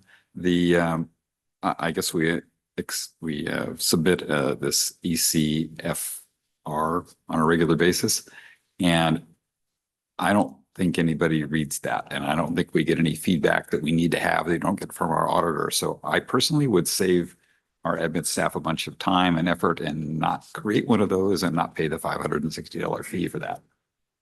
Because I don't think we file something doesn't have to be fancy with the state, and this has a lot of extra work that goes into it, and I don't think we get any benefit out of that. What is it? I can't. It's effectively our financial report, but it's submitted to some agency that gives us a nice sticker that says, we did a great job, but they don't review it for accuracy. They don't review it for, Is that for the that's for the CAFR, right? I mean, every agency does that though. But who gets it? Nobody gets it. Have you ever read one? A CAFR? Yeah. Yeah. Ours? Yeah. When did you read it? 7 times. I've been here 7 years. Yeah. Bullshit. Every agency does that. Every agency does a Why? certification. For what? It's not a certification. There's no certification involved, right? It literally, I guess I've called them. I asked about this 6 years ago. I asked about it before you were on the board, as a matter of fact. Yeah. And there's literally nothing that we get back. It's not, they specifically say we do not audit it. They don't have professional accountants look at it. All they do is make sure you submitted information in a format they agree is correct. They don't look at the information at all. They just say you met the format. How much is it? How much is it? How much time does it take us to do it? I bet it takes us a week to create it, right? Because it's a big deal. It's got lots of nice pictures in it. It's got all kinds of things, right? Yeah. So, but it does nothing for us. We can send, if people want to read our financial reports that we have to submit to the Secretary of State, that's perfect. And most of it is the same information, but the stuff we send to the Secretary of State doesn't have all the extra fluff on it that nobody reads anyway. What is the amount that you're talking about? It's not the amount, the dollar amount that we pay for a fee. It's the staff time. We pay, it's a question of what else Lorianne has to do, because I'm sure she's the one that does it. It's going to take a week of her time to not have to do this, and that's very valuable. Is that true?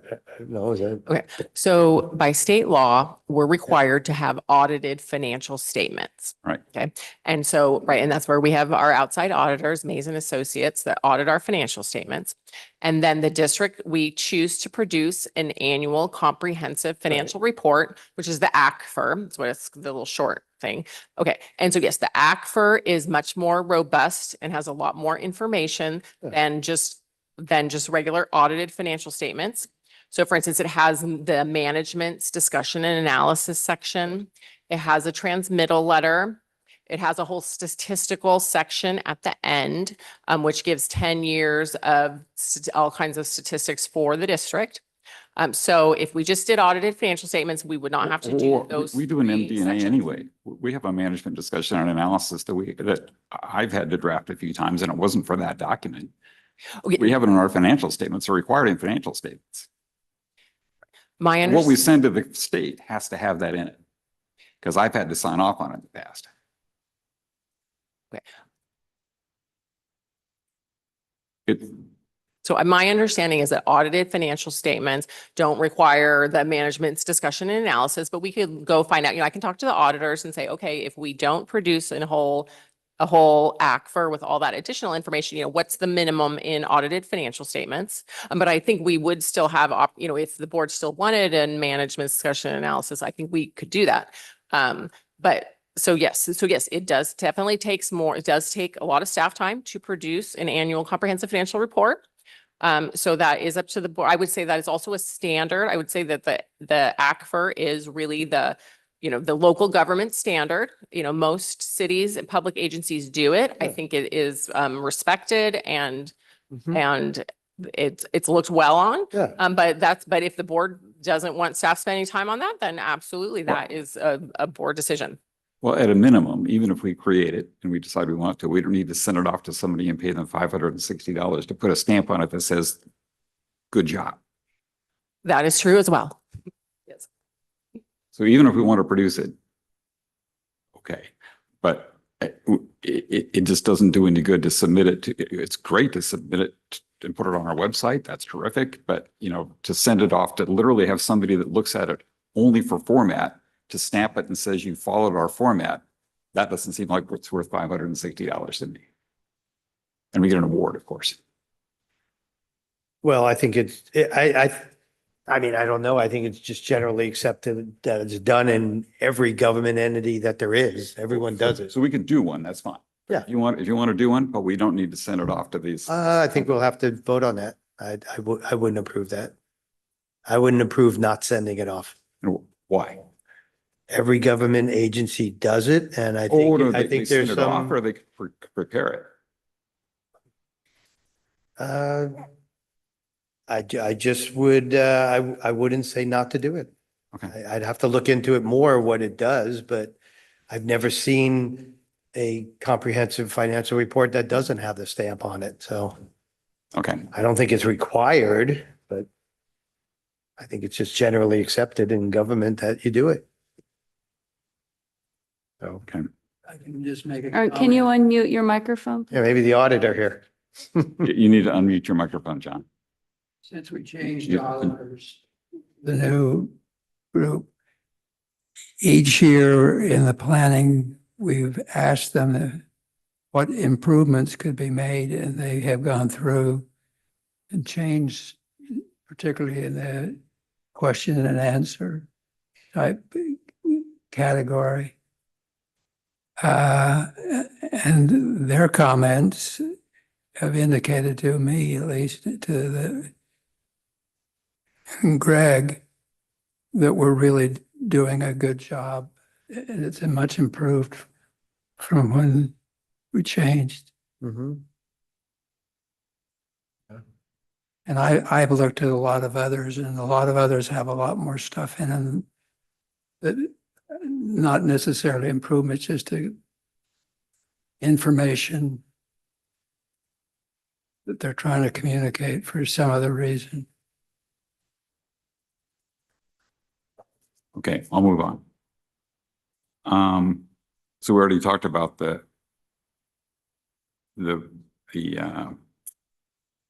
workman's comp.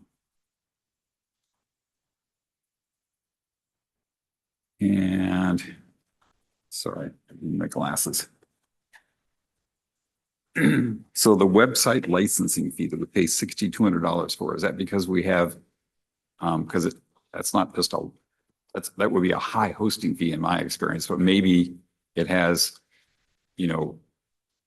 visually or hearing impaired requirements or something that, we have to do that's different, but does that mean that they reprocess our website somehow and make it easier for people to read, make it bigger fonts or whatever, the technology is, and that's why it costs so much? Can you go a little closer to your microphone for me? Sorry. Yeah, so the district, we use, it's a company called Granicus for our website. And then it's their software, they give us templates that we use to create the whole site. They also host the site in their cloud for us. So it includes all of the, the use of the site, the hosting, the licensing, all those things is what the cost for the website piece. And I think also the ADA requirements that were required for our website now is included. Is that correct, Marcia? That is correct. So they make sure that the website is ADA compliance. they make sure the website works for workability and helps reduce our legal risk. Okay.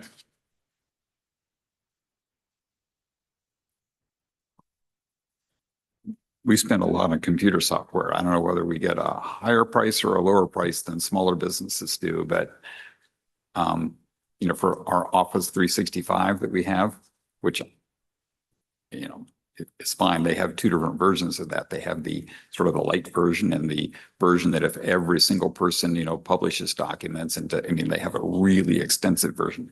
And that one costs $13 per month per seat. And we're spending like $30,000 a year. I don't think we have that many people. So I'm just wondering what it is we have and whether we are getting a license for all 55 of our people or whatever it is. And do we really need that kind of capability for everybody? They have a light version of it also. And I have a feeling that all but a handful of people could use the light version of it versus the super, you know, not everybody writes presentations or, you know, does website work or whatever, all the other things that Microsoft can do. But so somebody ought to make sure that I don't know who we're buying it from, other than maybe Microsoft directly. But I'm pretty sure you can buy it from Microsoft directly. Just something to think about. We spend a lot of money on that. Okay, so I have some information on our Microsoft licensing. So I've done, this is one thing that I repositioned. You know how we did the RFP process for information technology services. So we were obtaining our Microsoft licenses through DNI. But then when I wrote the RFP and I used the outside consultant, that was one suggestion that he made to me, was that we get the licenses directly ourselves. So I wrote the RFP to do it that way. So yeah, actually just yesterday I had a meeting with the vendor, so to get it. So I have updated costing, and we're using the County of Riverside contract, which is a local government contract. So we're backing off of that, and we are getting rates that are less that expensive than what we were paying previously. And so it's we have 90 users right now that are licensed for our employees. And so, yes, so they're doing an Office 365. They are using an E3 license, which is the most expensive license. It has all of it's easier for people to use. Because originally when we went to Office 365, we did have some people on E1 licenses. So that is a discretionary. You know, we could go back to where some of our users are on E1 licenses. So that is one of the things that was on that discretionary slide. So if the board has direction on it, we are open to that. But also, in addition to our Office licenses, then we also have a Defender piece that we pay to Microsoft, which is a filtering protection, and it helps improve with cybersecurity. We also have our Teams phones go through it. And then the other piece we have is this Entra ID, which is an Entra. It's credentials. Like if someone's credentials are compromised, it cannot log in. So we do have additional security features that we're paying for because we are a local government agency and a target for cyber attacks. And our IT provider doesn't prevent us from cyber attacks? Well, yes, part of it, but this is all part of it, of the whole No, but I mean, plan. I thought that was part of their presentation last year from the same people. I think we just got through re-upping of their contract, is that they have the most amazing, according to them, the most amazing, you know, firewalls in the world that nobody ought to be able to get through. So have we asked them if we need to have the Microsoft firewall? Oh, yes. Because sometimes things don't work so well when you have two, as a matter of fact. Sir, my understanding was it was a layered type protection approach that was recommended by our IT contractor to have that additional protection there. Okay. And I'm going to guess the most important thing we can do is make sure that people, you know, can't take them home. Most companies, for example, you know, won't let you have anything that plugs into them. They literally super glue close the ports that they have so nobody can plug anything into it. And I guarantee that most risk you're going to have is when somebody takes their laptop home and logs into their home network, which isn't secure. So do we restrict that? We don't restrict, well, we do and we don't. Certain employees are allowed, management employees that are assigned laptops can take their laptops home. The station computers are aren't laptops. They don't take those home. Our fuels mitigation specialists that have tablets that connect to the district system leave those in the station or in the administrative space. They don't take those home. So can somebody take a thumb drive from home, plug it into a station computer and introduce something? Absolutely, that's a potential. Do we have policies against that? We do not. And that is one of the things we're working with our IT provider is to create policies for us. How are we using AI at the station? What are they searching at the station? So there's a lot of updates to our policies, our IT policies that need to take place.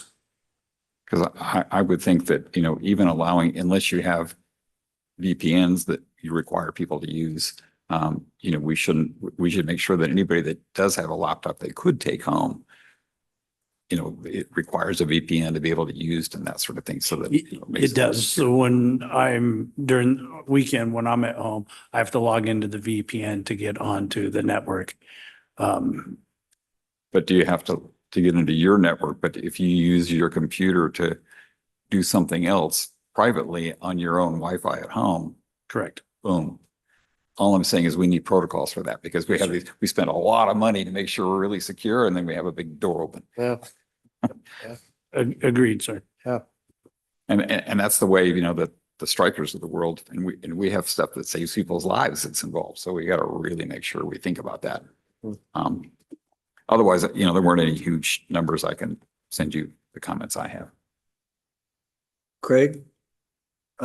Director Romer, following up on that subject, Project Glasswing from Anthropic has been in the news lately. Is that on people's radar screen, either this staff, DNI, or other providers that provide cybersecurity protection to our systems?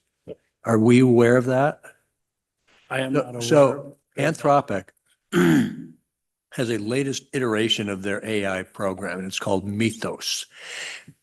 What they discovered by testing Mythos is that there is of an order of magnitude greater risk posed to all critical infrastructure by existing bugs, including bugs that have been in operating systems for 27 years that major companies are not aware of. So they have released this preview program to in order companies, Fortinet, CrowdStrike, AWS, in 40 major companies that are their partners to pre-test this Mythos preview and eliminate these bugs before they release this to what could come into the hands of anybody attacking critical infrastructure. It's called Project Glasswing. DNI has to be aware of this. You know, our systems are probably not nearly as likely to be the target of an attack, you know, by non-governmental interventions or hackers or ransomware as, you know, water supply, other operating systems are. But it is something that ought to be on our radar screen. And it is something that if DNI is not already making efforts aware of it and preparing, it's another reason to look at an alternative. Because we're entering a new era in the area of cybersecurity. I agree. And even though I don't think MOFD is going to be on the, you know, the first, second, and third order of attacks, I think there's nobody that's safe from this sort of thing. And it's something that we ought to be aware of. I agree. Yes, sir. We'll research that and look into it. Okay. Anybody else have any more questions? Nope. So we can go ahead and open the public comment. We do have a hands raised. Jacob Arola. Hi, Jacob. Good evening, directors. Jacob Arola, International Association of Firefighters, Local 1230. First, wanted to say I agree with two of the comments and more, but specifically two that President Jorgens made.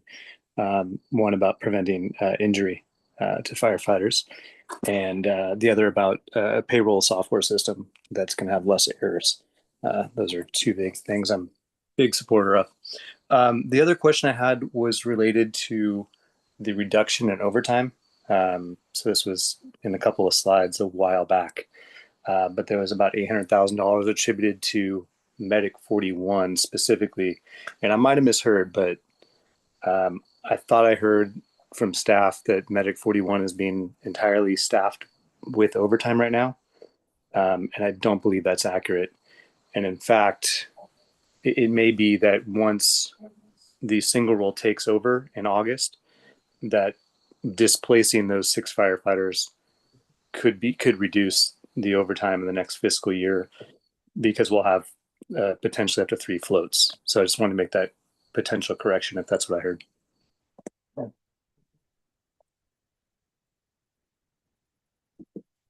Jacob is correct. Medic 41 is not staffed with overtime unless one of the regular scheduled employees is, sick or taking vacation. The savings in the overtime will come when those 6 firefighters transition from the ambulance to the vacant positions. Okay, thank you. I just appreciate it. Just want to make sure that's clear for the record. Thank you. Thanks. Any more comments? Yes, we have another hand raised, Vincent Wells. And Vince? I just need to allow him to. All right, Vincent. Yeah, good evening. Kind of. Oh. Sorry, Vincent, can you start over? Yes, Vince Wells, President of Firefighters Local 1230, representative of the Moraga-Orinda firefighters. The only thing I wanted to kind of add is at the beginning of Glorianne's presentation, she discussed working on payroll software. I just wanted to make sure that I know that I believe the board's aware of we're working on some of the issues that were created and problems we're having with the software as far as properly documenting the time folks worked. And we're in the middle of meeting confer over how payroll is going to work going forward with some of these issues that we discovered. So I just wanted to make sure that the board was aware we're in process of doing that. We haven't resolved some of the payroll issues, so we're in the meet confer process to try to get through them.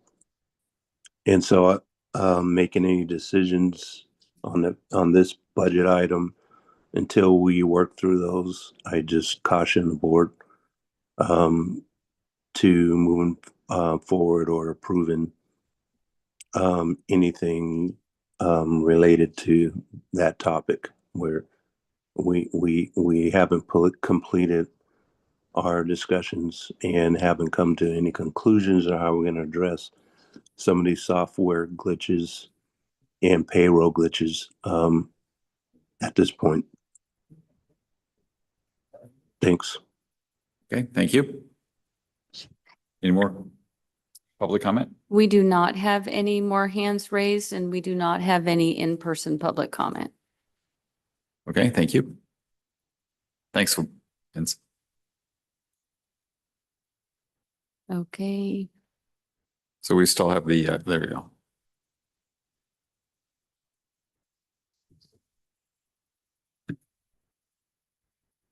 Okay, is there any further direction for staff on the budget workshop? I'm okay. What else? Okay, we can go ahead and move on to the next item, which is item 10.5, approval of fiscal year 25-26 fuel break maintenance special revenue fund expenditure adjustment. Good evening, Director. The next item before you is the approval of the fiscal year 25-26 fuel break maintenance fund. At the February 18th board meeting, the board directed the establishment of this fund, and there was a lot of question on how this money would be used. So for the remainder of the fiscal year, I would recommend that we only use the funds on the North Orinda shaded fuel break and the East Bay Tunnel fuel break. And I listed out the scope of work, eligible treatment activities that would be allowed to be funded with this fund to allow us to do the maintenance on there. So we're not buying equipment. We're not going out and buying a weed eater or anything like that. This is specifically for treatment activities to reduce the hazardous vegetation on those two established fuel breaks. Happy to answer any questions the board may have.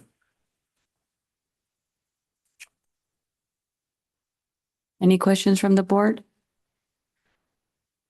Hearing none, we'll go ahead and, I think this clarifies what we talked about last meeting. Right. Agree. hearing And none, all staff is happy with this, correct? As far as I know, yes, sir. Good. Any public comment? any public comment is open for this item. We do not have any hands raised or any written public comment. Do I hear a motion? I'll make a motion to approve the 2025-26 fuel break maintenance special revenue fund expenditure budget adjustment increase in $50,000 and approval of expenditure parameters for the fuel break maintenance special revenue fund. I second the motion. Director Romer, Aye. second Vice President Jex, Aye. Vice President Danziger. Aye. President Jorgens. Aye. Motion passes. Item 10.6, approve a salary schedule for unrepresented employees effective July 1, 2026. Good evening, directors, and please bear with me as I have to read the full staff report here. The district has employee classifications that are unrepresented and not covered by an MOU. Staff recommends unrepresented employees, except the fire chief, receive the same 5% wage increase as represented employees. This is consistent with previous fiscal years. The unrepresented salary schedule has been updated to reflect a 5% salary increase, attachment A. Any questions from the board? Public comment? Hearing none, we'll open public comment. We do not have any hands raised or in-person public comment. Do I hear a motion? Or we're having any discussion first, I'm sorry. No, I think it's the right thing to do to give the non-represented employees the 5% as well. So I agree. I agree. I'll make a motion to approve the salary schedule for unrepresented employees effective July 1, 2026. Director Romer, second. Director Romer, Aye. second Vice President Jex, Aye. Vice President Danziger. Aye. President Jorgens. Aye. The motion passes. Item 10.7, waive second reading and adopt ordinance 2605, amending the purchasing and contracting procedures and authorities to authorize use of design build and progressive design build processes. Good evening, directors. Next item before you is to waive the second reading and adopt ordinance 26-05. This was brought to the board last month to add the use of design bid or design build and progressive design build processes for future projects. This does not lock us into any one type of process. It just gives us further options to consider for cost savings and time efficiency. Happy to answer any questions that the board may have. Do we have any Questions? Nope. public comments open? We do not have any hands raised or in-person public comment. Do I hear a motion? This is Director Romer. I move that we waive the second reading and enact and adopt ordinance number 26-05, amending the purchasing and contracting procedures and authorities to authorize use of design build and progressive design build processes. I second the motion. Director Romer, Aye. Second Vice President Jex, Aye. Vice President Danziger. Aye. President Jorgens. Aye. Motion passes. Item 10.8, conflict of interest policy for design build contracts. Good evening, directors, District Council, John Holtzman. This is a companion measure to the ordinance that the amendment to the ordinance that you just passed that allows you to use design build as one option. In order to have a design build process or a progressive design build process, state law requires that you adopt a conflict of interest code that relates specifically to what activities a person involved in the preparation of the bidding documents, what they can and cannot do without creating a conflict of interest. And that's because in design build, you're creating a document and then and pairing it with the contracting process. So so it raises these issues. And so the code is very specific about what it requires. And in particular, as a general matter, the architect, for example, can prepare sort of general drawings, et cetera, but cannot participate in the preparation of the bidding documents themselves for the construction. So in any event, we suggest the adoption of this conflict of interest policy in order to effectuate the ordinance you just passed. Board, have any questions or comments? No, that's why we pay the big bucks to keep us legal here. So Just curious, was this created specifically for this district or I imagine there's templates from other fire agencies. We're not the first ones to do this, so. That's right. Right. I don't want to admit this, but I think we had something on the shelf that was pretty similar to this. Obviously, we had to change the names to protect the innocent, but no, this is a very common. And there's probably no difference and very few changes that needed to be made to tailor it to our particular. That's correct. That's correct.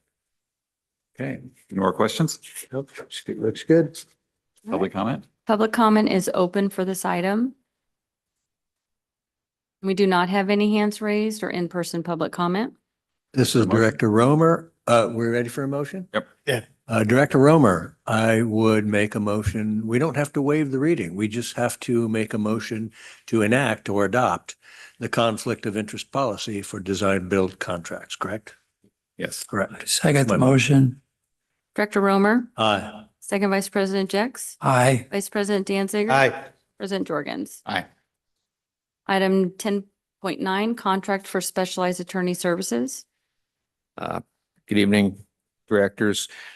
This is a contract that would authorize us to hire, or I should say to hire, but to contract with Andrew Schouten of the firm of Wright, Lestrange, and Ergastolo.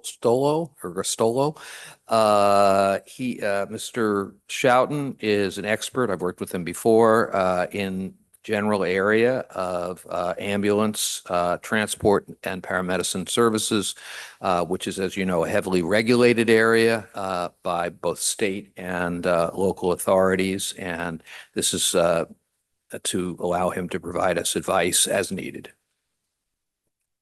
This is Director Romer. As we have previously discussed, the timing of this actually potentially saves this district money by combining with another fire department that is involved in a similar procedure, correct? That is correct. I would also add, one of the reasons I don't very often recommend that we bring in additional counsel to provide advisory services, but Mr. Schouten is a real expert in this area of paramedicine and the state and local regulations around paramedicine. And so he will be an important resource for us, and that will save you money because otherwise I would have to learn an area of law I don't know much about. Right. And if we decided to do this at a later time, it would probably be far more expensive for us. At least we want to have the possibility that we can bring him in.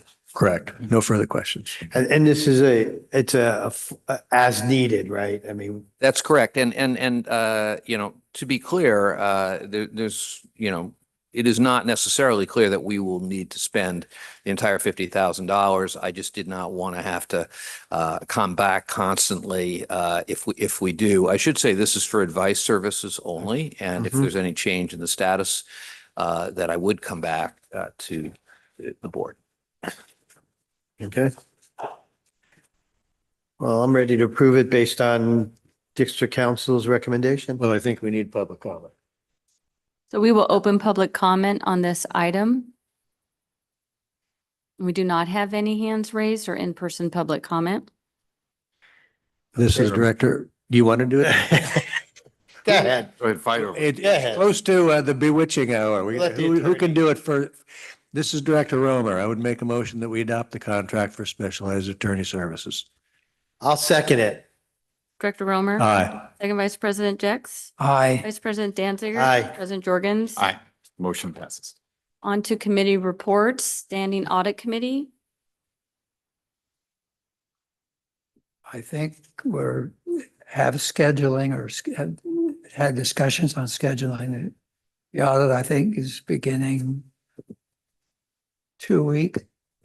Yes, the interim audit will be next week, and then there's an audit committee scheduled in May, a meeting. Right. Ad hoc committee for administration facility. I think we're actually kind of done, right? Yeah, I don't think we have anything to report. Because Yeah. this was the whole idea of Yeah. buying the office and we did it. So we should actually put on the agenda. I guess we can talk about it here. We should put on the agenda for next time, getting rid of this committee because it's done. Right. Okay. We won. Dissolve the committee. I'm sorry, I couldn't. Yes, Okay. I think. 41, we have been trying to schedule time to go to visit other fire stations, but people's schedules seem to be changing a lot. So we're gonna, Chief Lambert is gonna work really hard to gather us all together and handcuff us together so we can't leave and get us to go to some fire stations. Station 45. I think that one's kind of on hiatus right now. Till we get a little further down, Yeah, 41, so- I think. Nothing to report. And the grant program to promote district activities. Director Romer, we have nothing to report because we haven't had any meetings more recently than we've discussed in the past. And the meeting for Orinda, for the 2x2 is tomorrow, actually. Mm-hmm. Okay. And the fire prevention with the town of Moraga. We had a good meeting to start. And I think tentatively scheduled another one, follow up. I believe June. Yeah, I believe we have the next one in June, if I remember correctly. And we'll go back to the 2x2 just for 1 second, because I have heard things outside of that forum, but about the relationship with both, I think, Orinda and Moraga for that matter. I think there has been a desire, at least on the part of the Orinda City Council, and I have a feeling it would be appropriate to, they wanted to think about having a joint, like we had one a little over a year and a half ago, Yeah. almost. It was kind of Windeker's swan song. And I think that people that participated in that liked it. And I think there is a lot of education that can happen, that we have a lot of knowledge, especially the chief has a lot of knowledge. And I think the two participants in the 2x2 in Orinda, and I got to hope that soon the 2x2 and whoever's on their side, those folks will be getting up to speed. But there isn't, I think people have felt that there isn't enough communication between those two and the rest of their group. And so I think they'd like to have, I guess I'd call it a briefing, and just some background. That doesn't have to be a super long presentation, but I think they would appreciate having something like that from an interactive session with the chief so that we could get more people up to speed. Because I think the whole purpose of the 2x2 is to try to get the local management organizations up to speed. And I think this might just, the faster we can do that and the more efficiently we can do that, I think it will be better for us, and we'll have a more coordinated set of communities and a more educated, public for us. So I talked to the chief about it, I don't know, a couple of weeks ago when it came up, and he seemed open to that concept. But one of these days, we're probably going to get an invitation to go to some kind of a joint meeting. Okay. Yeah, I thought it was good last time we did it, so, yeah. And there's new people on both those, both those councils now. Excellent. Okay. Okay. Shall we open public comment?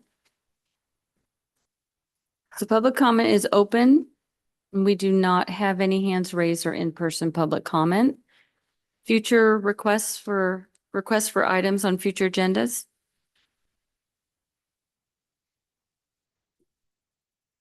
No? Nope. All right, hearing none.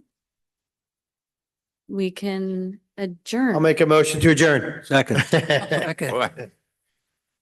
All those in favor? Aye. Aye. Aye. Time is 9:14. We're not doing a hybrid All meeting. We right. can just I do should know it. it. Good job.